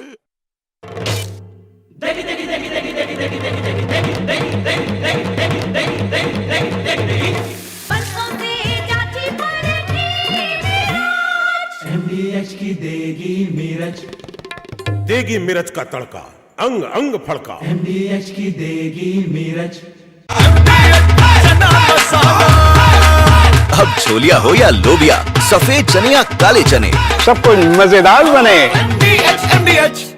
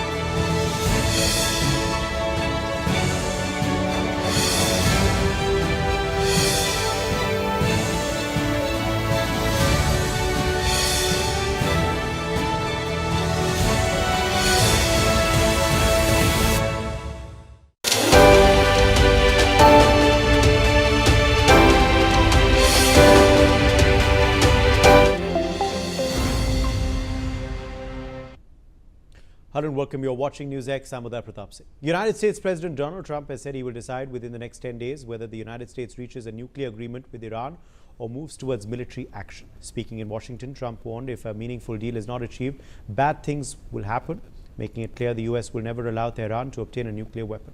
The pressure is already escalating. Iran's Revolutionary Guard has temporarily shut down the Strait of Hormuz for live-fire drills, a bold show of force along a corridor that carries roughly 1/5 of the world's oil supply. Markets are reacting with crude prices climbing as fears of disruption grow. Behind the scenes, high-stakes talks continue in Geneva. But Vice President J.D. Vance says Iran has yet to accept key American red lines on uranium enrichment and regional proxy activity. Meanwhile, the Pentagon is mounting its most significant regional buildup in decades, deploying 2 carrier strike groups, including the USS Gerald R. Ford, along with advanced fighter jets and strategic bombers. Iran's Supreme Leader Ali Khamenei is warning of decisive retaliation if the United States strikes. The clock is then ticking. 10 days to diplomacy or the risk of a conflict that could ignite the region and shake the global economy. Joining us live is Ambassador Pradeep Kapoor, former diplomat. We also have Major General Rajan Kochar, defense expert, live with us. Shruti Das Gupta, foreign affairs expert, joins us live. Arvind Singh Tejawat, foreign affairs expert, is also with us live in the broadcast. Let me make a start with you first, Ambassador Kapoor, on what you make of this big development, of course, between US and Iran. A statement coming in that there could be consequences, bad things could happen, is what the US president has said. What is he indicating, Ambassador Kapoor? And how soon could bad things happen, quote unquote? Well, I guess it's absolutely on the tipping line currently, and it would be 50% of it going either way. But the way the build-up has happened, the chances of some strike happening are higher than not higher than earlier. And I guess they have been keeping up a lot of pressure, hoping that there'll be an internal collapse of the regime or some sort of an implosion. But they were able to control all the demonstrations and protests by, killing a large number of people. Some counts say that over 7,000 killed. But Iran is also in a very sort of strategic situation vis-a-vis global supply chains, vis-a-vis oil supplies, vis-a-vis the shipping through the Straits of Hormuz, plus their threats to, attack US bases and US personnel. While they have lost a lot of strength recently through the debilitation of the Hezbollah, the Hamas, the Houthis, and their other, terrorist groups, but they still retain capacity, because if you compare the Israel and Iran equation in terms of population, Iran is much bigger. In terms of the army, it's much bigger. In terms of the space, it is much bigger. In terms of its strategic location, it is also very important. So it has certain advantages. Plus, external support for Iran is also tremendous from countries like China in particular. And then you have Russia also supporting. Then you have some of the Arab countries supporting. So when you put all that together in a mix, it is not easy for America to deal with Iran in the way that it wants to. The other aspect is the domestic compulsions in America also. In the sense, it could lead to protests on the streets against this sort of action on Iran in the US cities. It could also lead to more sort of intervention by Congress and sort of people trying to even intervene through the judicial system to stop this sort of thing happening. But with the current administration and the current president, once he makes up his mind, then he sort of finds ways to go ahead with whatever decision he takes. So I guess we would have to wait for just a matter of a day or two to see what is happening and whether it's going to unfold the way that is being expected by a large number of countries. Iran has, of course, made some conciliatory statements that they want to indulge in diplomacy and they want to continue the path of negotiations. But US is putting pressure that till you really mean business, we are not going to be believing what you're saying. Back to you, Uday. Okay, let me take that to you, Major General Rajan Kochar, on what you make of these recent moves by Iran as well. Obviously, Iran is trying to say they're not backing down. The closure of Strait of Hormuz, the other drills that they've been doing on land and at sea, also the collaborations with Russia that has been happening as well. Clearly the posturing of Iran and this response is very clear as well and says something. What does it say according to you? Thank you, Uday. Let me talk, I think, brass tacks, because the writing is on the wall for Iran, because it's not very far from here today, what we are discussing, that a strike is actually imminent, because whatever people may say that America is had a lot of patience so far and would not like to get into warlike situation, which is a fact which Ambassador Kapoor also alluded to. But Donald Trump has got very few options left. Because in case there is no agreement, I don't see any agreement coming about, because you see, even though these talks are prolonged and one talk from another and to another, and positive signals are coming from Iran, saying that the talks have been constructive and we are now into communication and I think the next round and all. But what are the concessions Iran is prepared to give? Because nobody talks about that. When America is very, very clear that, okay, we will not interfere into your missile program, you carry on the way it is, because America reconciled to that. The second is the proxies also, America is reconciled to that, okay, you carry on with whatever proxies you are. But the basic thing is the nuclear aspect. And the second important hidden aspect is the oil, because nobody talks about that oil part. Because that oil part is troubling Trump more than the nuclear part, let me tell you that. So, coming to the nuclear aspects, US wants 20% uranium enrichment and below, because that is what will dictate a peaceful process for a peace energy process. And anything beyond 60%, you are going to the realm of making a nuclear bomb. It could be a tactical nuclear weapon, or it could be a proper nuclear weapon. So what I actually visualize as of now there is that why Donald Trump is saying 10 days, you know, he's coming out with specific time periods, because I think his patience is running out.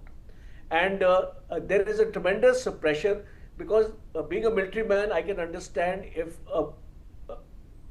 an army of the kind American army is, if you tell that army to be on standby for 1 month, for 45 days, there is an unrest in the minds of the soldier also, because they don't know what is the political aim, because from a political aim will flow the military aim.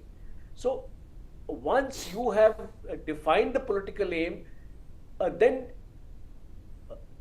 you must launch the strike. Why the wait is taking place? Because Trump knows that even after carrying out this strike, the objective is not going to be achieved. Because objective is a halt to the nuclear program. Even after you launch the strike on a civilization state like Iran, you can't compare it with the Iraq war. Because Iraq, the dynamics were different. Here, Iran dynamics are different. And you have already made an announcement that I will not have boots on ground. So if you don't have boots on ground, there cannot be any regime change. So the objective is actually lost, because the main objective of America is a regime change, which I think is not going to happen. Even if you launch a strike, you may destroy command control post, or you may kill 100 of their soldiers. After that, what?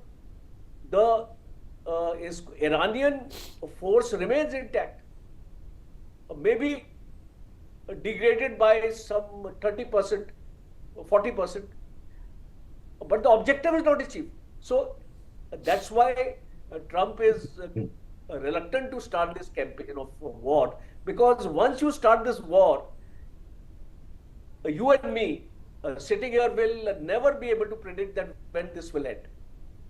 It can be 10 days, it can be 20 days, it can be 30 days, it can be months. And what will be the impact on the supply chain in the world, which Ambassador Kapoor also mentioned?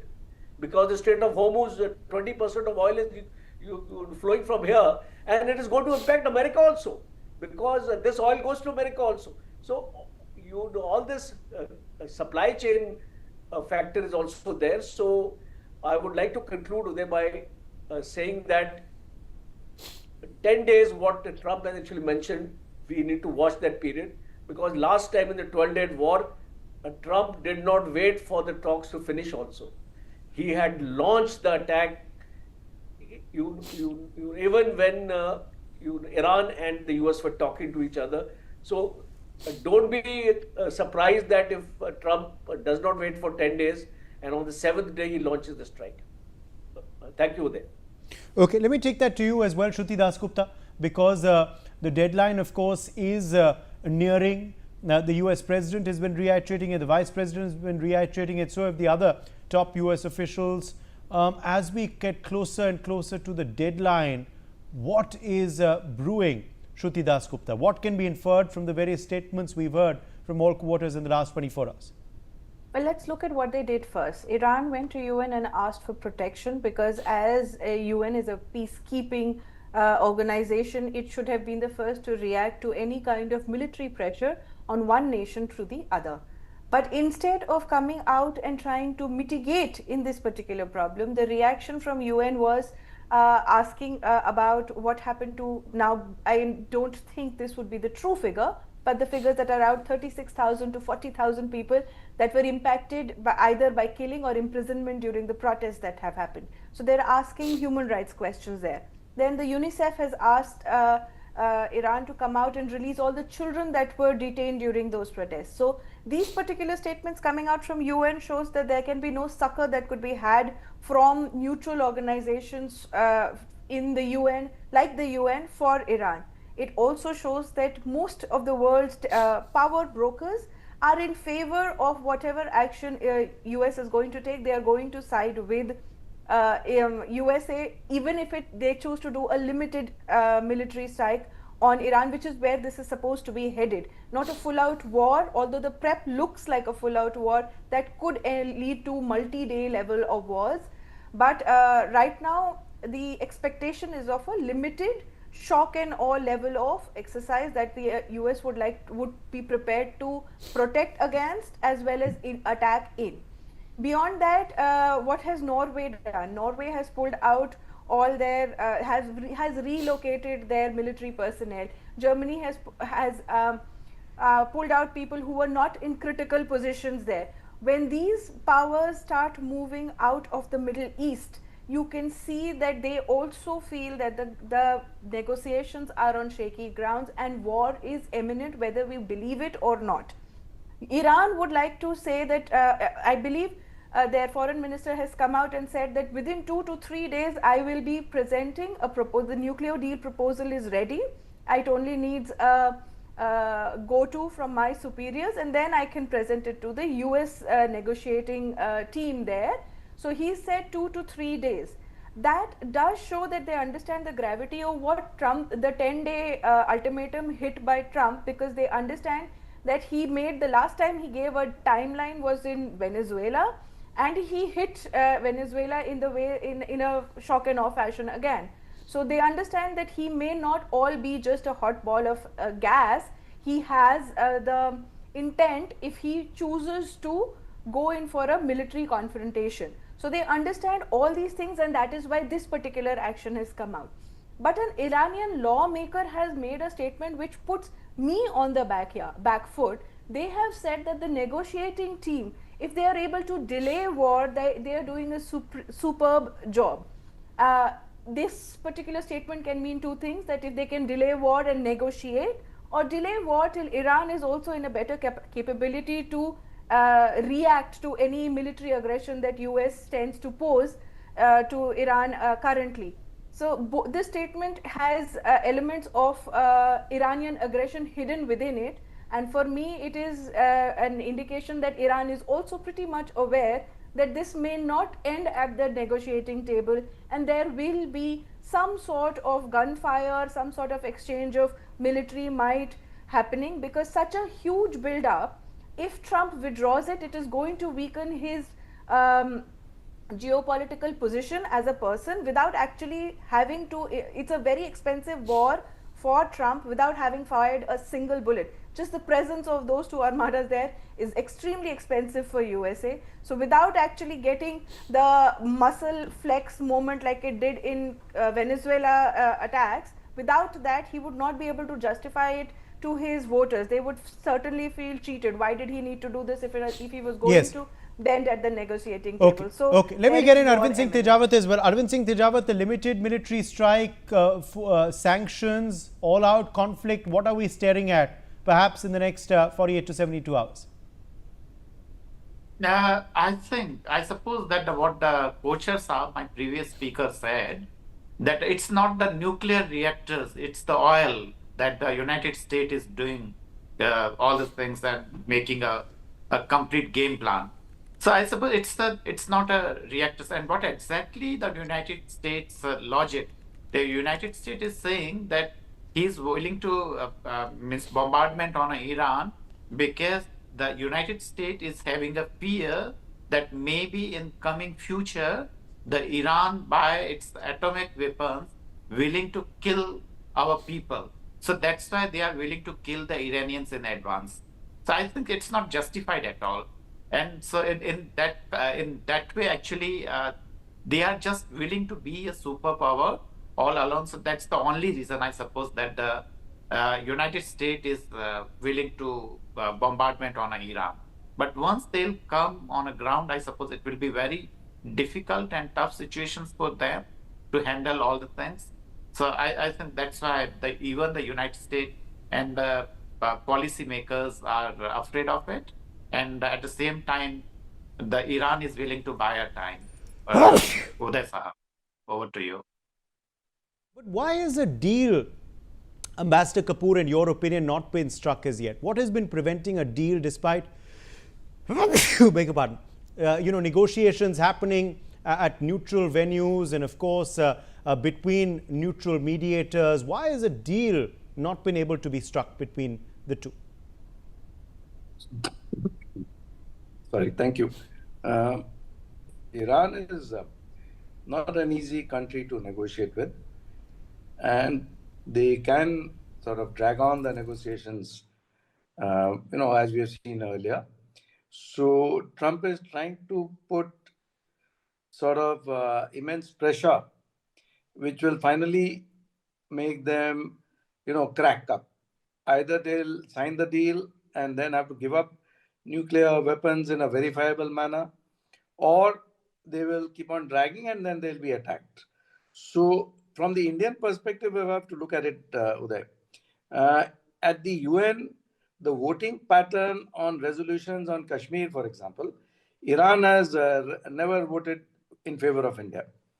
Now, OIC countries also, Iran sort of goes against Indian interests. So it's not that India is going to stick its neck out in any way to safeguard Iran's interests in this case. India will take a neutral stance, but Iran has capacities. For example, we have seen that the Shahid drones, which they have been supplying to Russia, those sort of technological capacities are there, the enrichment capacities are there, the missile capacities are there, and the financial strength was there earlier in terms of supporting all sorts of terrorist organizations and other organizations which were working like their proxies. Those have been degraded to a great extent, but they can never be eliminated altogether. So for them to arise again is a direct threat also. So for American, in balance, if America is to take a strategic sort of, analysis, then I think with Israel and America, it works probably far better for them to have a regime change or a strike on Iran to further debilitate them and put back the nuclear program in whatever way they can. And by trying to negotiate, they may not achieve the same sort of outcomes. Yes. Yes. And is that why then, Major General Kochhar, you believe there is going to be no middle path found apart from, of course, US action, which of course looks imminent? Could that be prevented in any fashion or not? Uday, I think Russia and China are trying to put pressure on US not to go for it. And also, you see these Muslim countries in the Gulf also, because Qatar has Al Udeid Air Base, it's the American Central Command's primary air operation hub. So it's going to get targeted. So Qatar is not interested that should be a war. Bahrain is the next one where it is the home to the US Fifth Fleet. So they are not interested. UAE again has got US assets there, and you see all these missiles and all. You may stop 10, 20, 30, but a few missiles will always go through. So there is a problem here, and Iraq and Syria also. Iran has got its own assets there, which can also get activated, and the US has got its vulnerabilities in both these areas where the air bases and their own military assets are actually positioned there. So it is we have to look at these things not from only Iran, because the spread of the US assets in this area also dictate a vulnerability for the United States, and that is why, in spite of everybody, I mean, some people on your channel also I saw, they actually predicted that ये 24 घंटे में attack हो जाएगा, 48 घंटे में. It's not, it's not so easy, because US is very, very concerned of the outcomes, because there is a primary happening in November in the United States. Today the Supreme Court has struck down the global tariffs of Trump. So this adds to another pressure on Trump on the domestic front. So again, this is also going to affect his decision in striking Iran, because anything which is happening in America within the domestic politics of America is going to dictate what Trump is going to do outside, because whatever he does outside is going to affect the domestic politics in America, and a lot of things are. He has, unfortunately, Uday, he has opened too many fronts. I would say that he opened Greenland. Now he has to go back on Greenland.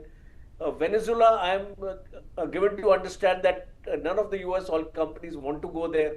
So okay. That Venezuela operation is slowly becoming a non-starter. All right. Immigration he has not been able to control in the US, and on top of it, Iran, and on top of it, Ukraine also happening, and the Russian war, and the Russians are not listening to Donald Trump. Yes. So I think he is in a very, very tight situation. All right. And this is one of the reasons he's. Yes, Shruti Dasgupta, do you believe then it could be a limited strike at least for the optics? It is going to be. The world cannot afford to have a long time war like we are seeing in Ukraine, which is running into its 4th year now, has completed almost its 4th year now, and is into its 5th year. So we cannot afford to have another front which is going to have months and months of war-like situation, because as my esteemed co-panelists have stated, the world's oil supply depends on a short, simple solution to the problem US and Iran find themselves in. They need to resolve it one way or the other, whether at the diplomatic table or across borders with missiles targeting each other. It has to be short, sweet and fast, and whichever faction wins, the oil supply should not be disrupted. It is going, as people have said it before me, it is going to impact the world economy as such. It will bring everything crashing down, and all nations are already scrambling to ensure that they have their reserves in place, so that in case a war happens for the next 3-4 days, they would be able to at least keep their countries functioning as normal. So these are a few things that will ensure that the war will be limited, short duration, as well as very precise, because America, if it does decide to go into this as military action as we're all predicting it would need to have precise action on exact locations which would defang Iran completely. Okay. Because if they allow any sort of leeway for Iran to react, it will be very deadly for All right, I'm afraid we've run out of time. Appreciate you joining us, all our guests on the broadcast. Now, the Dow Jones, NASDAQ and S&P 500 quickly risen after the Supreme Court ruled that President Trump's Liberation Day tariffs are illegal. The S&P 500 and the Dow Jones Industrial Average have both moved up 0.4% on Friday. The NASDAQ Composite rose 0.6%. This comes after the three averages had opened the day's session in the red. Dr. Sharat Kohli, economist, joins us on the broadcast. Dr. Kohli, how do you react to the markets? What the markets are saying about the Supreme Court ruling against tariffs?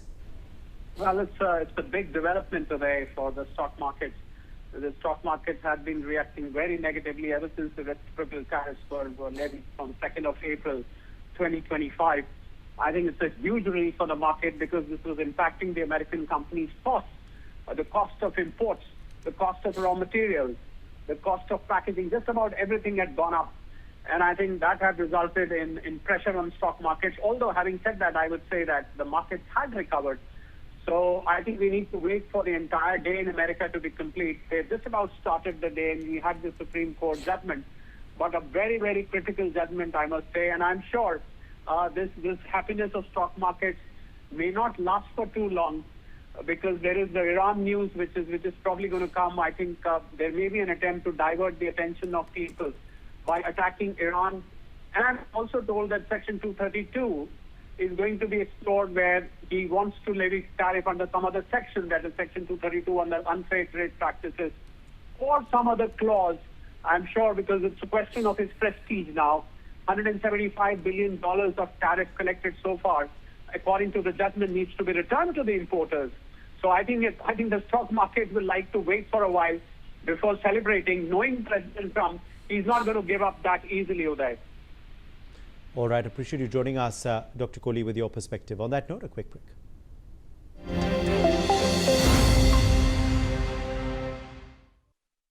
लाल रंग इसका अपार, तीखा कम है फिर भी स्वाद, बेमिसाल बेमिसाल MDH Kashmiri, MDH Kashmiri, MDH। दादी के हाथों का जादू और खुशबू से महकता घर। MDH गरम मसाला, असली मसालों से भरा हूँ मैं, क्योंकि हर रिश्ता है स्वाद से जुड़ा। सस्ते वाले दाल मसाले स्वाद हुआ बेकार, MDH की हल्दी मिर्ची धनिया करे कमाल, ये रंग दे ये खुशबू दे ये तीखा ये कम पड़े, क्या निराला MDH masala. Car insurance done. Policy बाजार से कराया? नहीं। तो तू ज़ीब्रा नहीं हो सकता। कार नई हो या पुरानी, पॉलिसी बाजार पे कंपेयर करके खरीदो और 30,000 तक बचाओ। इसलिए तू ज़ीब्रा तो नहीं है, तू है गधा। Kind of.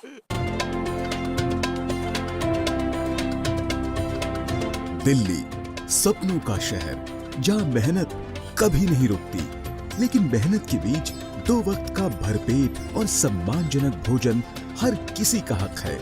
इस सोच के साथ प्रधानमंत्री श्री नरेंद्र मोदी के कुशल नेतृत्व में दिल्ली की रेखा गुप्ता सरकार लेकर आई है 100 करोड़ रुपए की बजट के साथ अटल कैंटीन।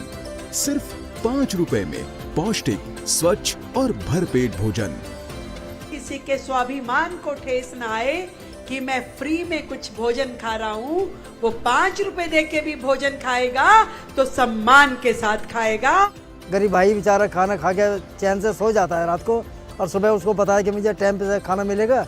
अटल कैंटीन, सम्मान के साथ सस्ता और सेहतमंद भोजन।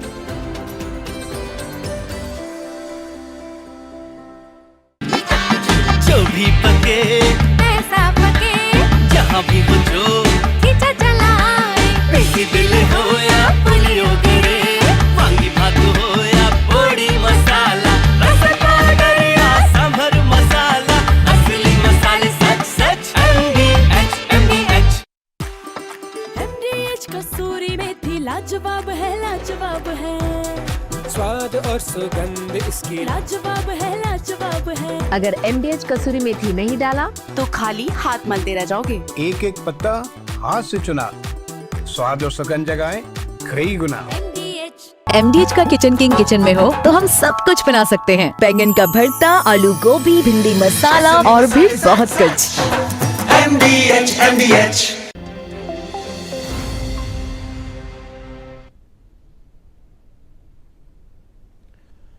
Welcome back. I'm Uday Pratap Singh. You're joining us on NewsX. Our big focus this hour, the spotlight at the India AI Summit held at Bharat Mandapam shifted briefly from technology to controversy as Youth Congress workers staged a protest outside the venue with global leaders and top technology CEOs in attendance. The protest has sparked sharp political reactions, with the BJP accusing the Congress of lowering the dignity of an international event. The Congress, on the other hand, maintains that raising issues of concern is part of democratic expression. The optics, however, have dominated headlines, with questions being raised about whether such theatrics were appropriate at a high-profile global forum. The protests, allegedly carried out by members of the Youth Congress, targeted PM Modi over the proposed India-US trade deal. Rahul Gandhi had opposed the deal during the recent budget session, alleging it was signed under Trump's pressure.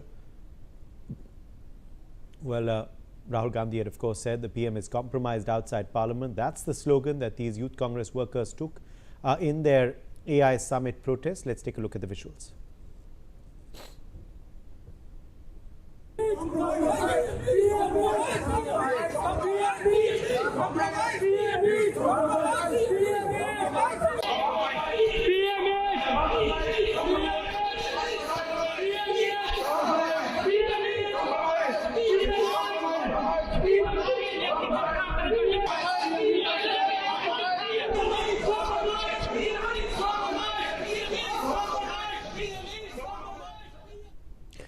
Joining us live, Professor Madhav Nalapath, editorial director of the Sunday Guardian. Himanshu Bhatt, senior journalist, also joins us live. Mukesh Tyagi, BJP spokesperson, is joining us on the broadcast. Abbas Hafiz, Congress spokesperson, is also with us live. Abbas Hafiz, let me begin with you first. What was the objective of this protest by your party's youth wing, and was it officially given a go-ahead? This is a Youth Congress protest, which was been done by the Youth Congress members, and they are very much our own cadre. The issue is they have already given their own statements. The Youth Congress president has given a statement on this whole issue, that when you are being stopped from protesting from on anything, anywhere, if you go on the roads, no one is allowing you, giving you permissions to go on road also these days. No one is allowing you. The government is calling down all the social media posts also. And when it comes to the farmers of India, and the Youth Congress has not been against AI summit or anything. Rather, they were raising their own voices at a platform where things can be seen or things can be heard to this government, which is turning a blind eye and an attitude which no other government has ever shown. But this whole the whole protest has been a democratic process. And but you are saying, Mr. Abbas Hafiz, that you have no objection to the AI summit. Why then would your workers try and disrupt the summit? They went in the middle of Bharat Mandapam, took off their shirts, and some of them were in their vests, some of them were without vests, and were shouting, sloganeering in front of international delegates over there, in front of course, the media, in front of the attendees over there in the event. They were shouting at the top of their lungs. So isn't that a disruption of the AI summit and a lack of decorum as well? Finally, the AI summit is right now discussed when it has been in chaos for the last 2-3 days since it has been launched or it has been started. What has been done by the organizer and the ruling party over there. But if it has been in chaos, then you can but if it's been in chaos, does that mean what allegations have been made against the if it's been in chaos according to you, does that mean that you should add to the chaos? The founders over there. If it has been in chaos according to you, Abbas Hafiz, does that mean you add to the chaos? You try and disrupt it as well? Instead of offering solutions, does that mean you go to the venue and try and disrupt it completely? If you believe there is chaos, then shouldn't you be helping end the chaos, or should you be trying to add to the chaos? Humiliated over that, the whole episode, but you feel humiliated by the Youth Congress protest, which has been done for the farmers, for the people who are the main subjects of this nation. But still, nobody is ready among you to question this government. Professor Nalapath, come in here. Professor Nalapath, come in here. Should there be certain events and forums? Should there be certain events and forums which should be supported, in a bipartisan manner? Is this kind of protest which happens in the midst of the AI summit legitimate according to you, where the individuals, of course, took off their shirts, took off their clothes and shouted slogans in the middle of Bharat Mandapam? Professor Nalapath, is this appropriate according to you? If you want to prove your Abbas Hafiz, I'll come back to you. Abbas Hafiz, I'll come back to you. Let's allow everyone. Let's allow the others to say. Let's allow the others to say. Professor Nalapath, please go ahead. Wrong over here, and you want to school me, then I can't help you out. What I'm saying. Professor Nalapath, Abbas Hafiz, we've heard you out. We've heard you out now, please. We've heard you out. We need to get in the others as well. Please mute Abbas Hafiz. Please mute Abbas Hafiz. I normally don't like to mute my panelists, but he's carrying on and not letting the others speak. Professor Nalapath, go ahead. This has been discussed. This is ongoing. Professor Madhav Nalapat, did you hear my question? No, it wasn't a question. Rather, you were schooling me. No, Abbas Hafiz, I am not asking you that question. Your time is over. Your time is over. I need to get in the others as well. Professor Nalapat, please come in here. Professor Nalapat, please come in here. Is this a legitimate form of protest according to you? And shouldn't certain venues be off limits for political protest? Should certain events be supported in a bipartisan manner? Professor Nalapat. Abbas Hafiz, your name is not Madhav Nalapat, I think. Professor Nalapat.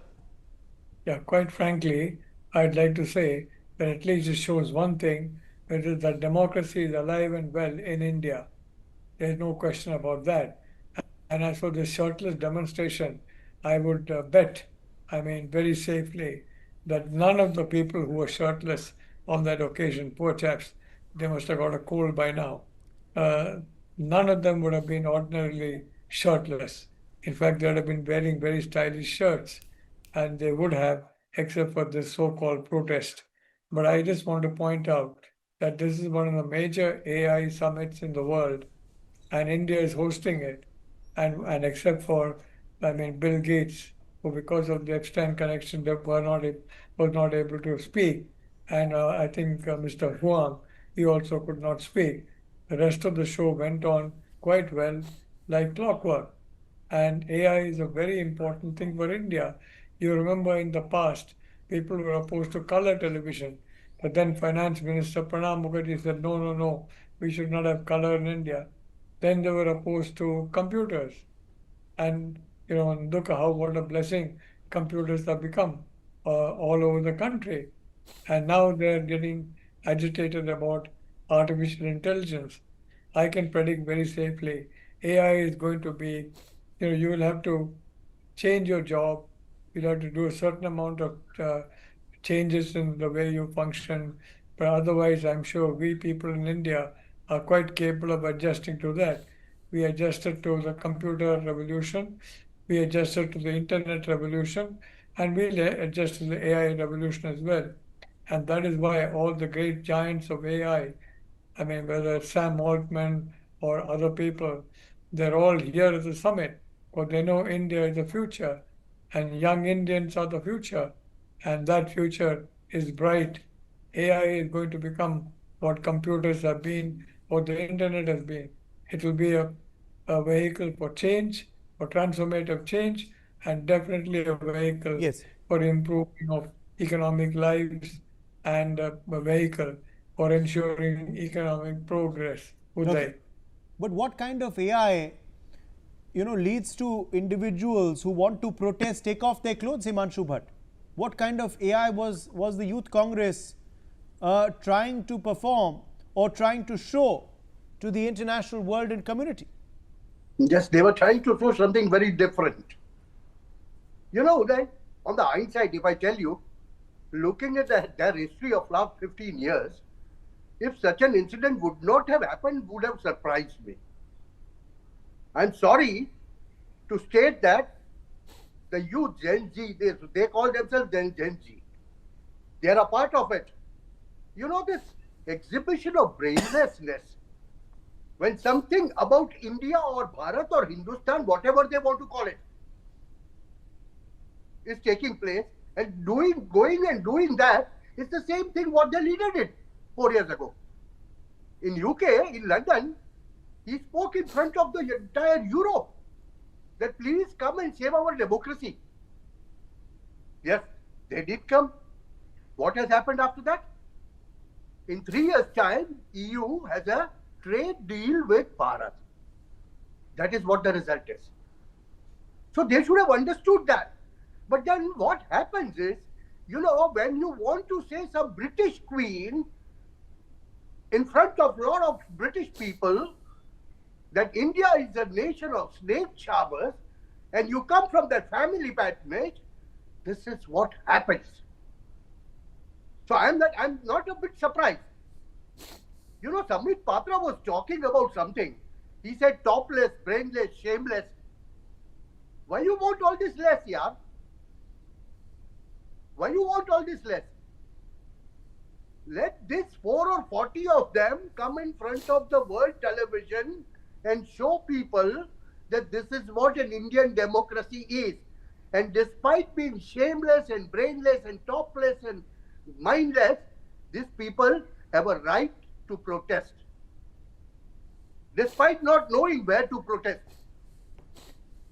When you don't know which are the no-go zones, then this is what happens. And if a political party's culture is here, and this type of a culture they maintain, that shows that they are in the extreme frustrated mind, and they are going to lose everything what they have.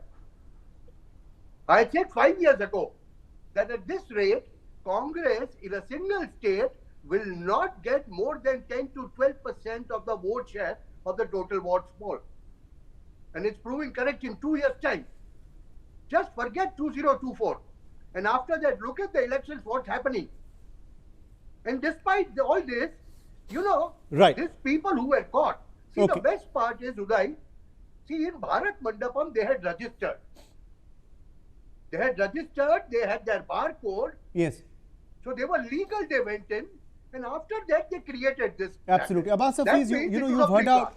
Abbas Hafiz, you've heard out what the neutral guests on the broadcast have to say. You know, these are senior journalists. These are observers of political events and international events. And, you know, you're hearing what they have to say on your youth congress's behavior. So, do you believe that this protest in hindsight then should have been avoided? Will your party apologize for what has happened? Do you believe it shouldn't have happened? Don't you think this government should apologize for this mismanagement of the whole event, where the participants are constantly raising their own issues, who have paid for the stalls, denied entry because of the Prime Minister's protocol, the founders who are participating made to walk for 3 or 4 kilometers. They are raising their concerns, they are raising their complaints across the globe. You have no concern about that, but you are concerned. No, we'll take that to Mukesh Tyagi of the BJP in just a second, what you're saying. But what about your youth congress protest? You don't want to, say anything on that? You don't believe that was wrong? I've already said. No, you don't believe it was wrong? I've already said, see, could the manner have been better in your opinion? Country. In hindsight, could it have been handled better? If you constantly want to interrupt, go on. I'm asking you, in hindsight, could it have been better? Could it have been done better? In hindsight, could it have been done better? I'm not ready to listen to any of my answer. I don't want to speak then. You go on. You go ahead. No, in hindsight, could it have been better? That's the problem. You people are not showing what the problems are. So we are forced to do our protest where people can see. You are not ready to listen to us. Okay, so it was are not your concern. It was a publicity stunt, is what you're saying. It was a publicity stunt, is what you're saying. You had to do something to get attention. You had to do something to get attention, which is why you done this. You are a journalist. You need to question. You have no right to school me. I will go to Mukesh Tyagi on the issues. On the issues that you've raised, I will go to Mukesh Tyagi, Abbas Hafiz. But what I'm asking you is that you don't want to listen to my what I'm asking you is, do you believe in hindsight it could have been handled better? It could have been handled better. Listen to me. You are not giving any space to the opposition. The government is not ready to give any permission. Mr. Hafiz, we came to you first. The government is turning blind eye. Prime Minister is compromised. We came to you first. We came to you first on the discussion, and you are saying opposition has no space. Anyways, I'll come back to you. Mukesh Tyagi of the BJP, come in here. Mukesh Tyagi of the BJP, you've heard him out. He believes that nothing wrong happened. They had to do this to bring attention to what they believe was wrong at the AI summit. How do you view the Youth Congress's protest and the Congress Party's defense of it? Uday, at the outset, I would request Congress spokesperson not to intervene while I'm talking. You see, it's a last nail in the coffin of Congress. And कहते हैं विपरीत बुद्धि विनाश काले. I think this protest has literally stripped Congress of its true culture. Thank God, Uday, they are not stripping in your show as a protest. Now, if stripping is the only means of protesting and raising the national issues, I think it's an absolute intellectual bankruptcy on part of the Congress. Number one, I want to say one thing. Rahul Gandhi goes to different parts of the world and says the Indian democracy is in danger. Come and intervene. Here, they are protesting, stripping their shirt in such a high sensitive artificial intelligence conference in front of such a huge conglomeration of tech heads, heads of states.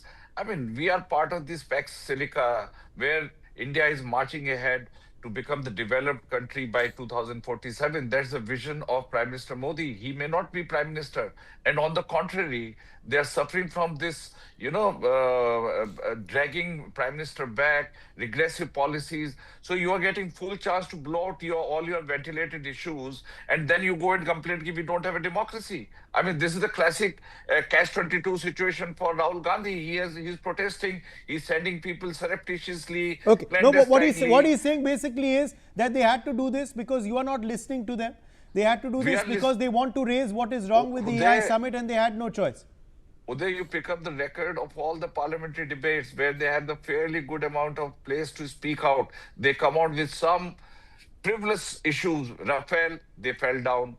They did not prove one point which can go against the government. Not even a single scam has been proved. But look at the monsoon session. They washed out completely on General Narvane's book. What has happened? General Narvane's disowned Rahul Gandhi. He's made some frivolous allegations. Both Priyanka and Rahul Gandhi have been blackened on their face by General Narvane. He was not talking initially. He brought out some unpublished book and trying to raise and wash out the monsoon. So he gets an opportunity to speak. But you will only be able to speak when you open the legitimate issues in the parliament. You cannot be regressive. You cannot be behaving like a balkanizing Abbas element. Hafiz, your response. So this culture is so dangerous. As a matter of fact, he Abbas has Hafiz, no your business to remain leader of opposition. See, if we talk about the scams being done by this government, and one can't prove or one can prove, the agencies needs to prove, and everyone knows the conditions right now. So I don't want to comment on it, but the whole issue is what I'm saying constantly. This government has failed an event and then putting the whole issue on the Youth Congress workers, because the issues are being raised by constantly being raised by the participants who are filing the complaints, who are saying what shouldn't be said in the public domain.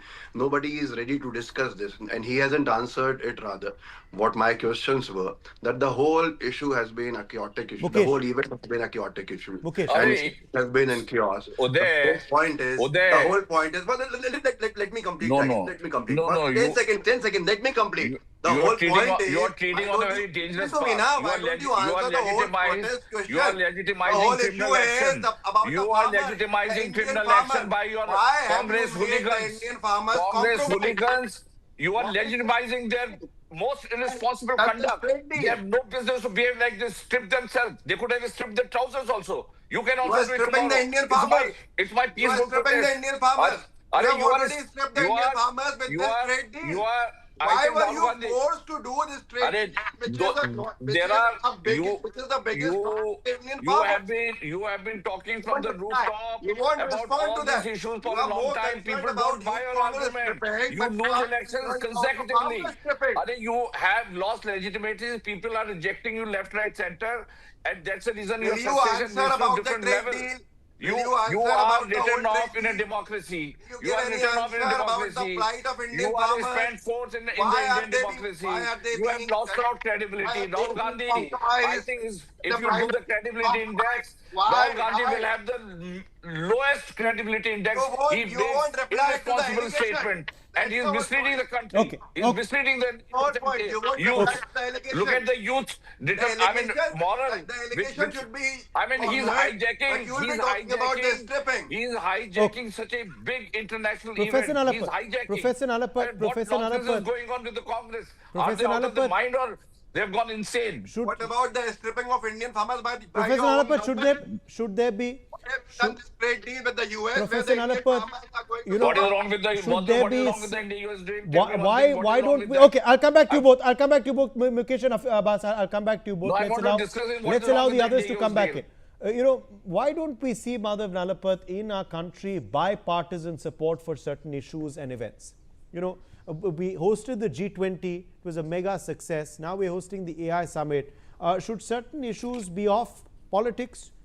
Should certain issues get bipartisan support in parliament and outside? Or is that too much to ask for? Yeah, Uday, I want to make a point. I have been scanning the international newspaper and other media outlet headlines, and these days podcasts are important. The world of this social media is important, and I've been trying to scan through that. And frankly, hardly anyone is talking about the shirtless demonstration that we saw. They're all talking about the fact that the global giants of AI are now meeting in India, and now India has become, in a sense, an important AI center in the whole world. I'm very certain in the times to come there are going to be a lot of AI development centers located in India, and many hundreds of thousands of young people are going to be trained and are going to find jobs all over the world. I don't think we should confine ourselves only to our own country, all over the world. So that is what the headlines have been saying, that India has arrived in the world of AI. And whether it is Sam Altman, whether it is other people, all the giants of AI are here. They would not come to waste their time unless they saw India is important, the Indian people is important, and that is what they feel. And therefore, I feel proud as an Indian to witness this giant AI summit. Abbas, Very proud, and I feel very optimistic about the future of my country, because I know that the young people of this country will take this country forward no matter what the problem, what the obstacle. And I do wish political parties would focus on solving issues rather than just saying, oh, this is bad, this is bad. Yes. All right, No, you absolutely. Abbas, I mean, you are raising the issues on the show today. Your spokesperson are raising it in their press conference as well. Your leaders have been putting out tweets. Those are all ways, genuine ways to raise issues. But by doing it in the manner that you did today, or your youth congress did today, was this a publicity stunt? Will you admit that? Was this a publicity stunt? Is that why it happened? Why would I admit something which is not there, which is not true? What youth congress workers have done, they have already clarified on the whole issue. The BJP government is stripping the farmers by doing this trade deal, where there will be cheaper products from the US and their farmers and all such things. I don't want to go in detail for the whole issue. You don't have a sense of economics, by the way. You don't have sense of economics. You should answer about the No. We can have one-to-one discussion. You should answer. I'm answering you. I'm answering you. I'm answering now in one line. If you have answered it properly, the youth congress workers wouldn't have gone there. I'm answering you in one line. I'm answering you in one line. What is the cost? What is the cost of one mineral bottle in India? You are compromised. You have no idea about the cost differential. You are forced to do the trade deal. Do you have any idea about the cost differential between US and India? This is the whole issue. You can explain anything. You people are the same people who have told the Indian your only mission in life is to demonetization. So you don't have any right to say forces. About the You are demoralizing armed forces. You are demoralizing armed forces all the time. Is it a good thing? Which no one can even expect it, and then you have said no, it has been a mistake. I mean, the whole world is you have praised GST's initial slabs, and then you have taken a U-turn. Yeah, these are. Please don't try to. Himanshu Bhatt. The whole point is what. Yeah, can I come in? Himanshu Bhatt, the issues. Himanshu Bhatt, the issues on General Narwane's book. Himanshu Bhatt, the issues on General Narwane's book and the US trade deal that the Congress party is now repeatedly, they are now repeatedly raising it. They raised it inside Parliament and they want to now raise it outside as well. They believe that these are important issues. What kind of traction do you believe the Congress will get based on these issues in the upcoming elections in Assam, West Bengal, Puducherry, Tamil Nadu? Yeah, they are important issues. I don't say no. US trade deal. What is US trade deal? Very clearly it has been said that the framework is set up. The deal is not finalized as yet. Let's be very, very clear about it. Congress has been talking, our farmers are going to suffer. What are we talking about? It's just a framework we are talking about. Yes. And in that, how can a farmer suffer? You want to mislead? Fine, you can do it once. Probably in 2024 in certain parts of the country, they were able to do it. But that does not mean that you will be able to fool the farmers again. Why is it that Farmer 3.0 is not coming up? I have a simple question as a simple citizen of this country. Okay. When we are talking in terms of, AI summit, I want people to understand one thing. It was the same Sam Altman who in 2023 said that India cannot do it. Okay. Okay. I'm out of time. 30 seconds. 30 seconds, Himanshu. 30 seconds, Mukesh Tyagi. Said what he said yesterday. No, Himanshu, that's an important point you've raised. As you're saying, these were skeptics, but now India has proven them all wrong through hosting this summit, of course, successfully, and we hope that there will be mega deals that come off it as well. Mukesh Tyagi, 30 seconds to you. You see, $15 billion investment. We are going to be leader in the semiconductor. Look at the conference, the magnitude and the scale of this conference. What Congress is doing, playing such a destructive and dangerous politics to ruin the image of the country in front of such a huge delegation. I think they are urban nexus. They're worse than any terrorist organization right now working against India. Yes. If I may just have a last word. Yes, Professor Nalapaz. Okay, I think we've lost Abbas Hafiz there. Yes, Professor Nalapaz, the last word to you. Yeah, I just want to say that the fact of the matter, whether it's the internet, whether it's AI, frankly, wise governments do not try to control it. They try and facilitate it. I hope that is what is happening in this country with this gigantic AI exhibition, because the internet or artificial intelligence, you cannot control it. You can only, facilitate so that it goes in a manner which is best serving the interests of the country. Absolutely. And I'm optimistic that is going to take place in India. Absolutely. Under Prime Minister Narendra Modi. All right, let's leave it at that. Let's leave it at that. My thanks to all of our guests for joining us. We've run out of time. Let's dip into a short break.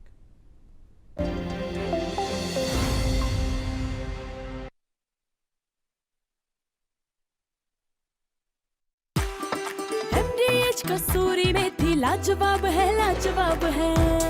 स्वाद और सुगंध इसकी लाजवाब है अगर MDH कसूरी मेथी नहीं डाला तो खाली हाथ मलते रह जाओगे। एक एक पत्ता हाथ से चुना, स्वाद और सुगंध जगाए कई गुना। Car insurance done. पॉलिसी बाजार से कराया? नहीं। तो तू ज़ीब्रा नहीं हो सकता। मतलब? अगर पॉलिसी बाजार से कार इंश्योरेंस कंपेयर करके लेता तो 12,000 रुपए तक बचा सकता था। इसलिए तू ज़ीब्रा तो नहीं है, तू है गधा। Kind of. दादी के हाथों का जादू और खुशबू से महकता घर। MDH गरम मसाला, असली मसालों से भरा हूँ मैं, क्योंकि हर रिश्ता है स्वाद से जुड़ा।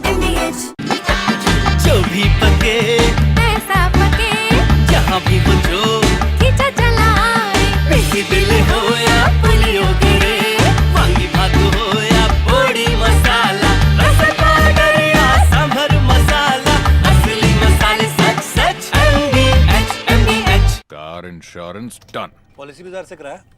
नहीं। तो तू ज़ीब्रा नहीं हो सकता। कार नई हो या पुरानी, पॉलिसी बाजार पे कंपेयर करके खरीदो और 30,000 तक बचाओ। इसलिए तू ज़ीब्रा तो नहीं है, तू है गधा। Kind of.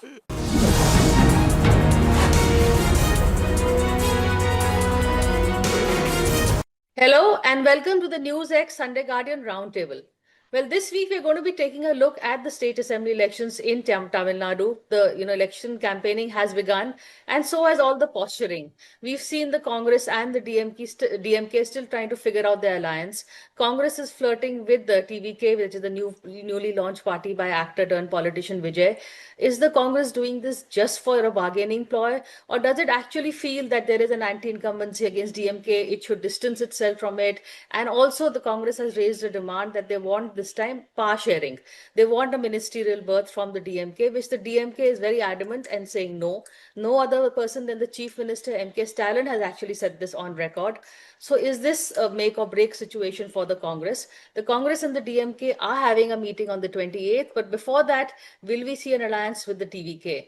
And more importantly, what are the surveys on the ground saying? For that, I have with me Amitabh Tiwari, whose Vote 5 India has already taken off. We've done a couple of sessions with him. So he's been on the track for, I think, nearly a month now or more, maybe perhaps. So Amitabh will tell us. He's also the founder of the Ascendia and a political strategist and analyst. I have with me Sumant Raman. He is, of course, a political analyst and a very, well-known voice from Tamil Nadu. He's actually one who's been telling us a lot of what is happening on the ground. Last elections, he was right, and this elections also. Let's see his podcast.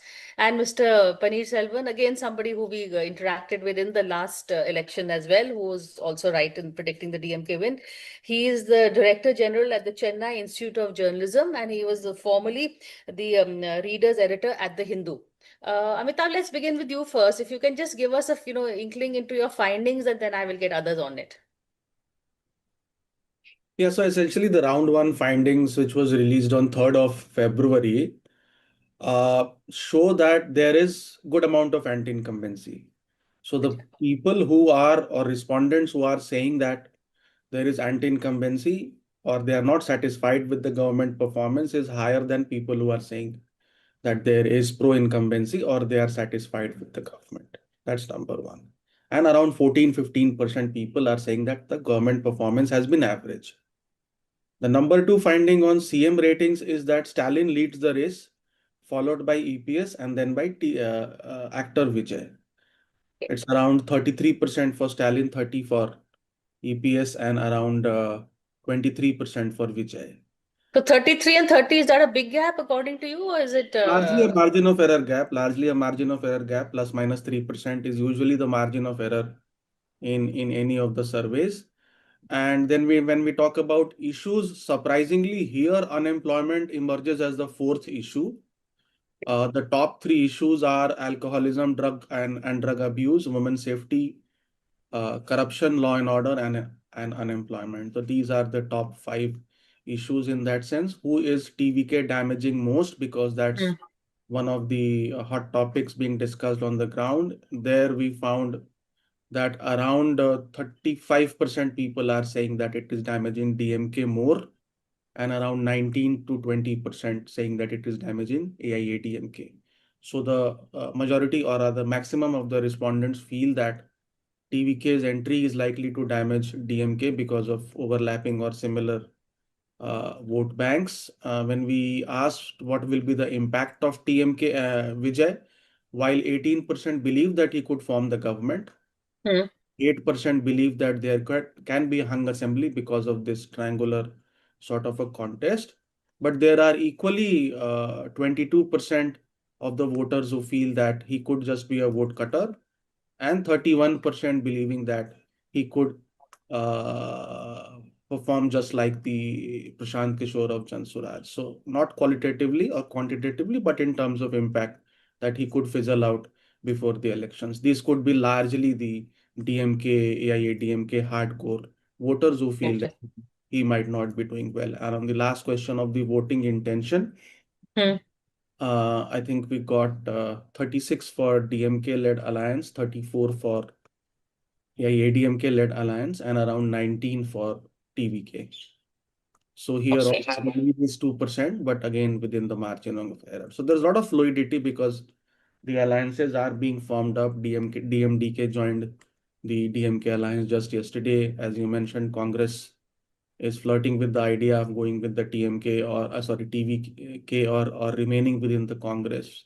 Also on the trend, actually, one question we asked whether the trend of alternate governments, which was broken in 2016 by Jayalalitha, whether that strong trend is likely to remain or not.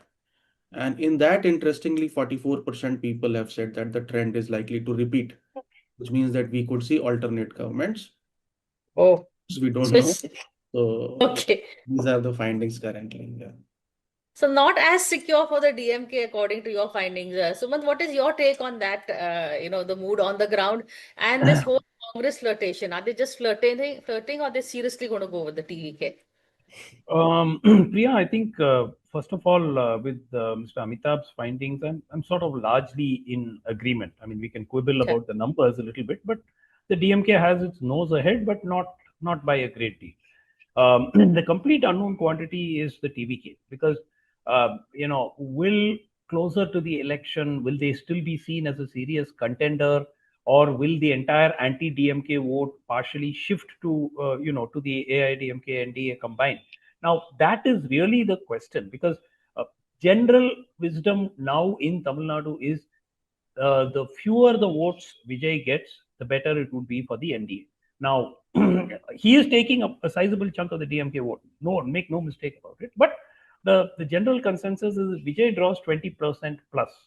Then that gap between DMK and ADMK would still be there, and the DMK front would be ahead purely by arithmetic. So anti-incumbency is certainly there. I mean, there is no doubt. Not so much against Mr. Stalin, but huge anti-incumbency against the sitting MLAs, the ministers, and so on.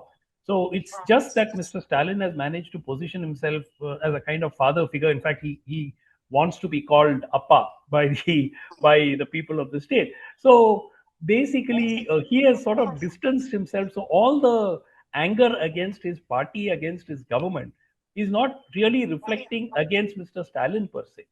Having said that, I think the Congress is quite serious on having a share of power. I think that is the fundamental issue, not whether they should be given 25 seats or 28 seats or 32 seats. The point is, Mr. Manikam Tagore and Praveen Chakravarti, who floated this idea and took it forward, they were speaking, from whatever I heard, on the authority of Rahul Gandhi, on the mandate given by Rahul Gandhi.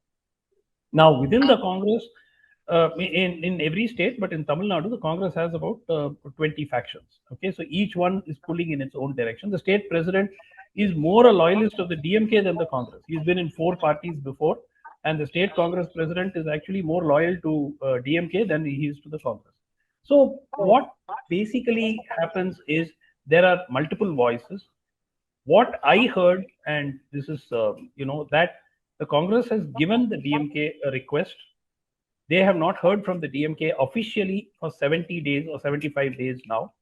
The DMK has said they're forming a committee for alliance talks on 22nd, that is day after tomorrow. And thereafter talks will be held. But the Congress, from what I understand, wants the following. They want a share they want a place in the government with cabinet berths, at least 2 of them.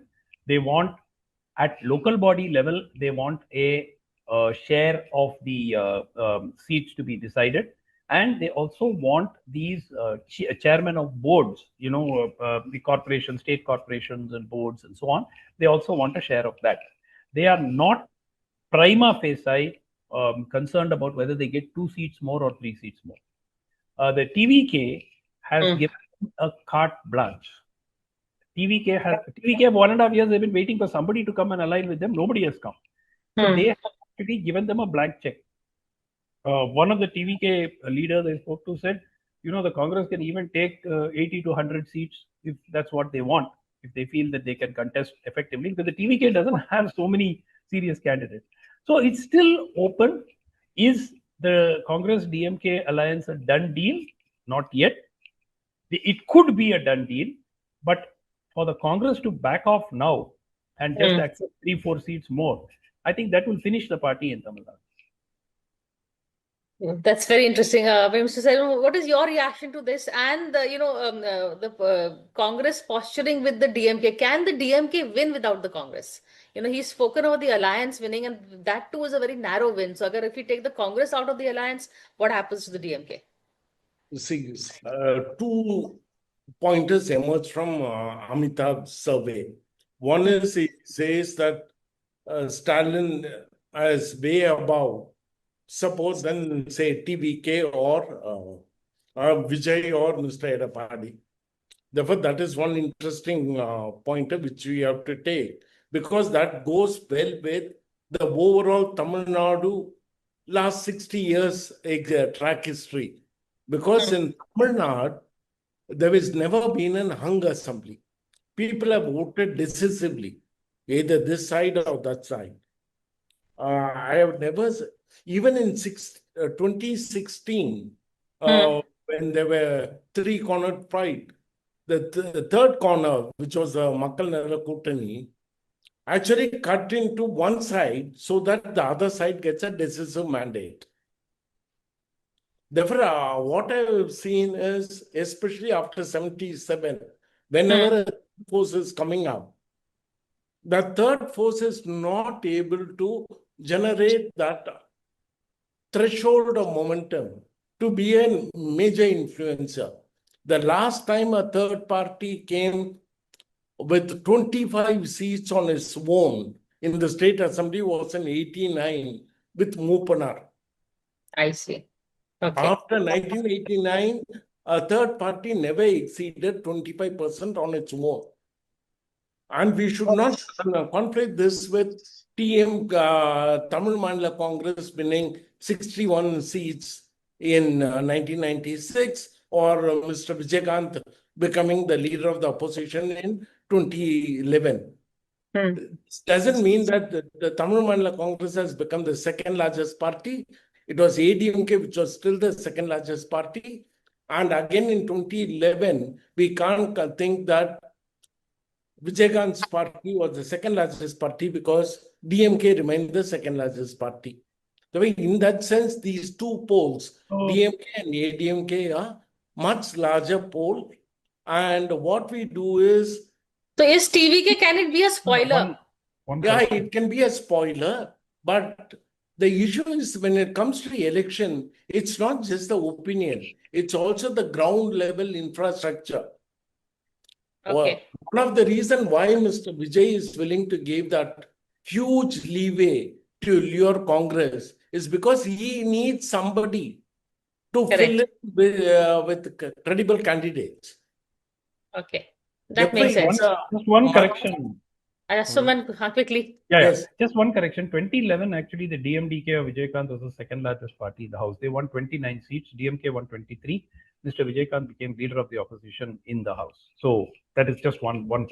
Sorry. No, that's what I'm saying. That we don't consider that as the second largest party. Electoral outcomes doesn't make a party the second largest. Absolutely, because they were in alliance with the AIDM. Yeah, that's the only thing. Because we shouldn't conflate the Tamil Mandala Congress position in 1996 to make it the second largest party. We shouldn't conflate the electoral result of 2011 to consider Mr. Vijaykanth the second largest party. Fair enough. Okay. The first and second position was oscillating only between the two Dravidian majors. And ever since the first election for the state, after the linguistic reorganization of the states, was in 1957. From 1957, this state had never gone for hung assembly. Never. Okay. There has been a very, very clear... I think at some level, people are very clear whom they want to be in power. And that has been so disturbed. And I'm not able to understand this idea of an hung assembly which keeps coming up whenever it comes to Tamil Nadu. Okay. But where will the Congress go? Where do you think the Congress, is it posturing, or do you think they actually they're very serious about the share in the power and they will experiment with TVK? See, what we are witnessing with Congress is layered one. One is Congress has been out of power from 67. It wants to crawl back and have some say. But what it's failing to understand is whenever it increases its stake, that ends up very badly. First is 1980. 1980 was the first time there was a power sharing agreement between DMK and Congress. And both of them contested evenly. And they lost out narrowly to M.G. Ramachandran to come back to power. Okay. The 1980 example, DMK is not willing to forget or forgive. That's interesting. Yeah. Okay. There, what happened is the moment you get into sharing of power, it's no longer complementary, but mutual undermining. The vote share will never happen because each one will think that putting other person in his place will be helpful in power sharing. This is undercurrent, or I don't think any political party will agree that they will work against their electoral alliance partner.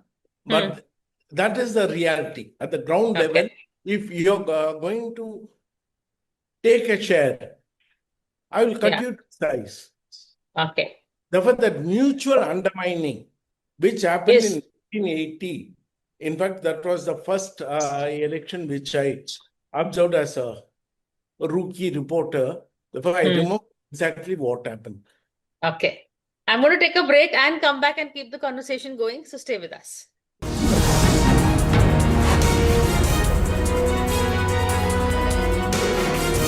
आपके घर के खाने में restaurant जैसा स्वाद ले आए MDH का शाही पनीर मसाला। पनीर को क्या मस्त बना डाला। Car insurance done. पॉलिसी बाजार से कराया? नहीं। तो तू ज़ीब्रा नहीं हो सकता। मतलब? अगर पॉलिसी बाजार से कार इंश्योरेंस कंपेयर करके लेता तो 12,000 रुपए तक बचा सकता था। इसलिए तू ज़ीब्रा तो नहीं है, तू है गधा। Kind of. MDH का किचन किंग किचन में हो तो हम सब कुछ बना सकते हैं। बैंगन का भरता, आलू गोभी, भिंडी मसाला और भी बहुत कुछ। MDH car insurance done. Policy बाजार से कराया? नहीं। तो तू ज़ीब्रा नहीं हो सकता। कार नई हो या पुरानी, पॉलिसी बाजार पे कंपेयर करके खरीदो और 30,000 तक बचाओ। इसलिए तू ज़ीब्रा तो नहीं है, तू है गधा। Kind of.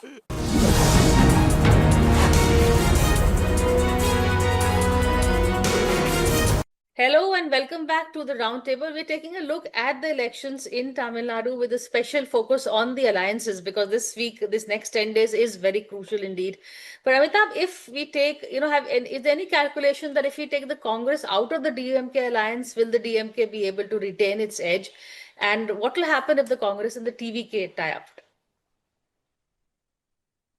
See, arithmetically, if you see on a standalone basis per se, AIADMK has higher vote share than DMK in 7 of the 11 elections which they have fought after. Okay. But in terms of alliances, if we see in the last few years, at least in the last decade, DMK has tried, tested better alliance. So that's why we've seen that they have won 3 elections, 2 Lok Sabha and 1 Vidhan Sabha at a stretch. So Tamil Nadu is a game of alliances. Interestingly, all the other parties, including BJP and Congress, have been in both the groups. It's true. BJP earlier with DMK, AIADMK, Congress similarly with DMK, AIADMK, then back to DMK. PMK has been switching sides. DMDK was with AIADMK, now with DMK.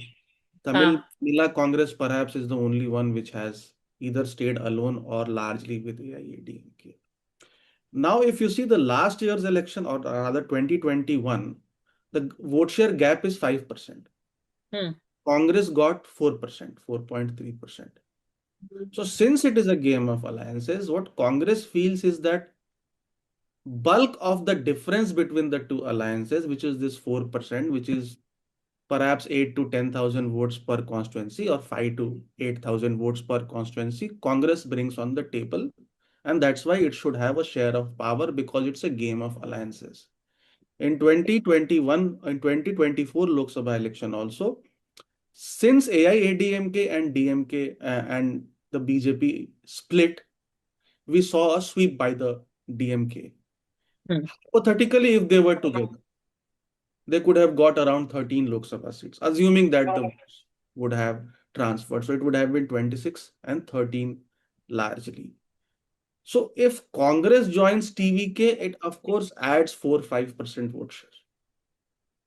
If it contests on more seats, it can add even 8 to 10% vote share.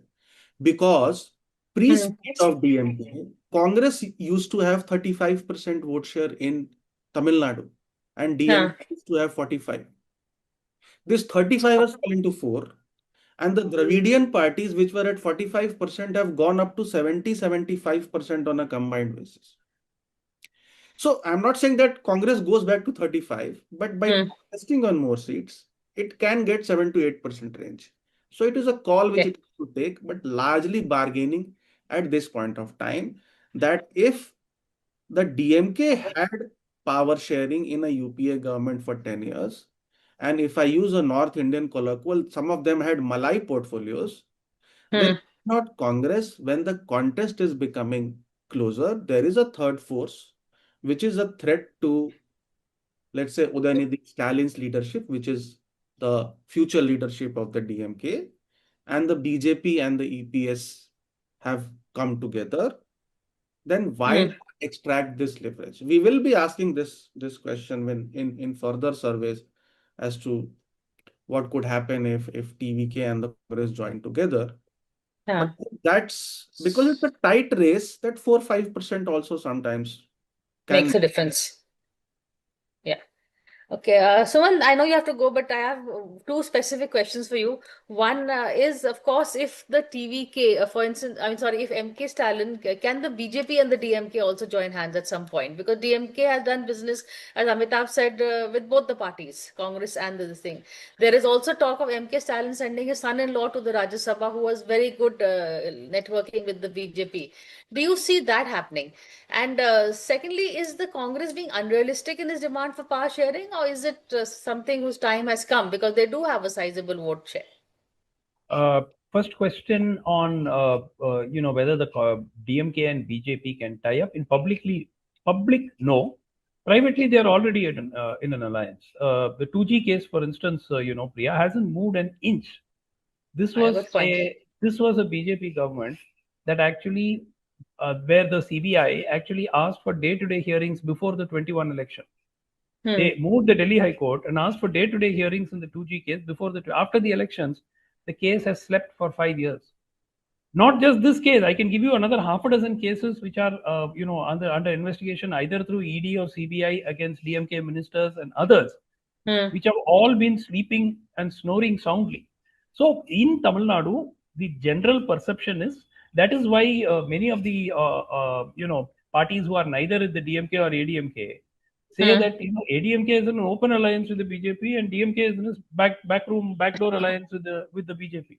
That's interesting. And there are people like Mr. Annamalai who are seen more as though publicly he talks about defeating the DMK. They are seen as playing to the DMK's tune, which is why he wrecked the ADMK BJP alliance, which, as Amitabh said, had they been together, they would have won easily about 12 to 13 seats in the last Lok Sabha election, and they drew a blank. So, so the DMK and BJP, there is a wonderful understanding between them at the back. Publicly, they will abuse each other and make noise, but I think people are sort of aware that they will not do anything that actually radically damages each other. Now, the second part is Congress. The Congress has, at last count, 4.9% vote share, which when they contested alone. So assume that some of it may have fallen off. The importance of the Congress, Priya, is not just that 4.95%. The importance of the Congress is the perception it gives to the DMK alliance. The DMK alliance is a rock. Nothing can shake it. In fact, that's been the narrative for the past 1 year. On the other side, you have an NDA which is in fragments. Only ADMK and BJP were part of this alliance, and TMC of Mr. Vasan were part of the alliance till about a month ago. Only last 1 month they have brought in Anbumani's PMK and they brought in TTV Dinakaran and so on. But on the other side, you have a rock solid alliance which has held together for more than 10-15 years. Now, that has been the narrative. So when the Congress breaks, should it happen, it creates a huge perception issue that the DMK may not actually win this election, and all this bit about, as Amitabh said, 3%, 4% cushion. Now that may second, if the Congress by chance joins the TVK then starts to be seen as a viable option. Today, the TVK is seen as a bit of a oddball, where only these 25, 30-year-olds and all these crazed fans are going to vote. But tomorrow, if a national party like the Congress is willing to tie up with Vijay, it gives him the political legitimacy that he today does not have. So it could upset everybody's apple cart. So I think that the decision that the Congress could take is extremely important. And one more thing, Priya. If the Congress contests with the DMK now, after all the bad blood that there has been, mark my words, they will not get even double-digit MLAs. The DMK itself will sink them. So that is something which they are so angry with what the Congress has done that there's no way that they're going to help the Congress candidates to win. There will be a lot of sabotage internally by the DMK, and without the DMK, the Congress candidates will not win. There is no doubt, no way that they can win any seat, maybe 1 or 2, but nothing beyond that. that they can win without the DMK. So I think that the decision of the Congress could be crucial to the way this election actually shapes up. And if the Congress chooses to break ranks from the DMK, the DMK has never won an election on its own in its history. Never. Jayalalitha has won 2 elections, with minor small parties with her and no major player. The DMK has never won an election without a large alliance. And if the Congress leaves the alliance, they will be in serious trouble. Wow. One more quick question for you, Suman. I've heard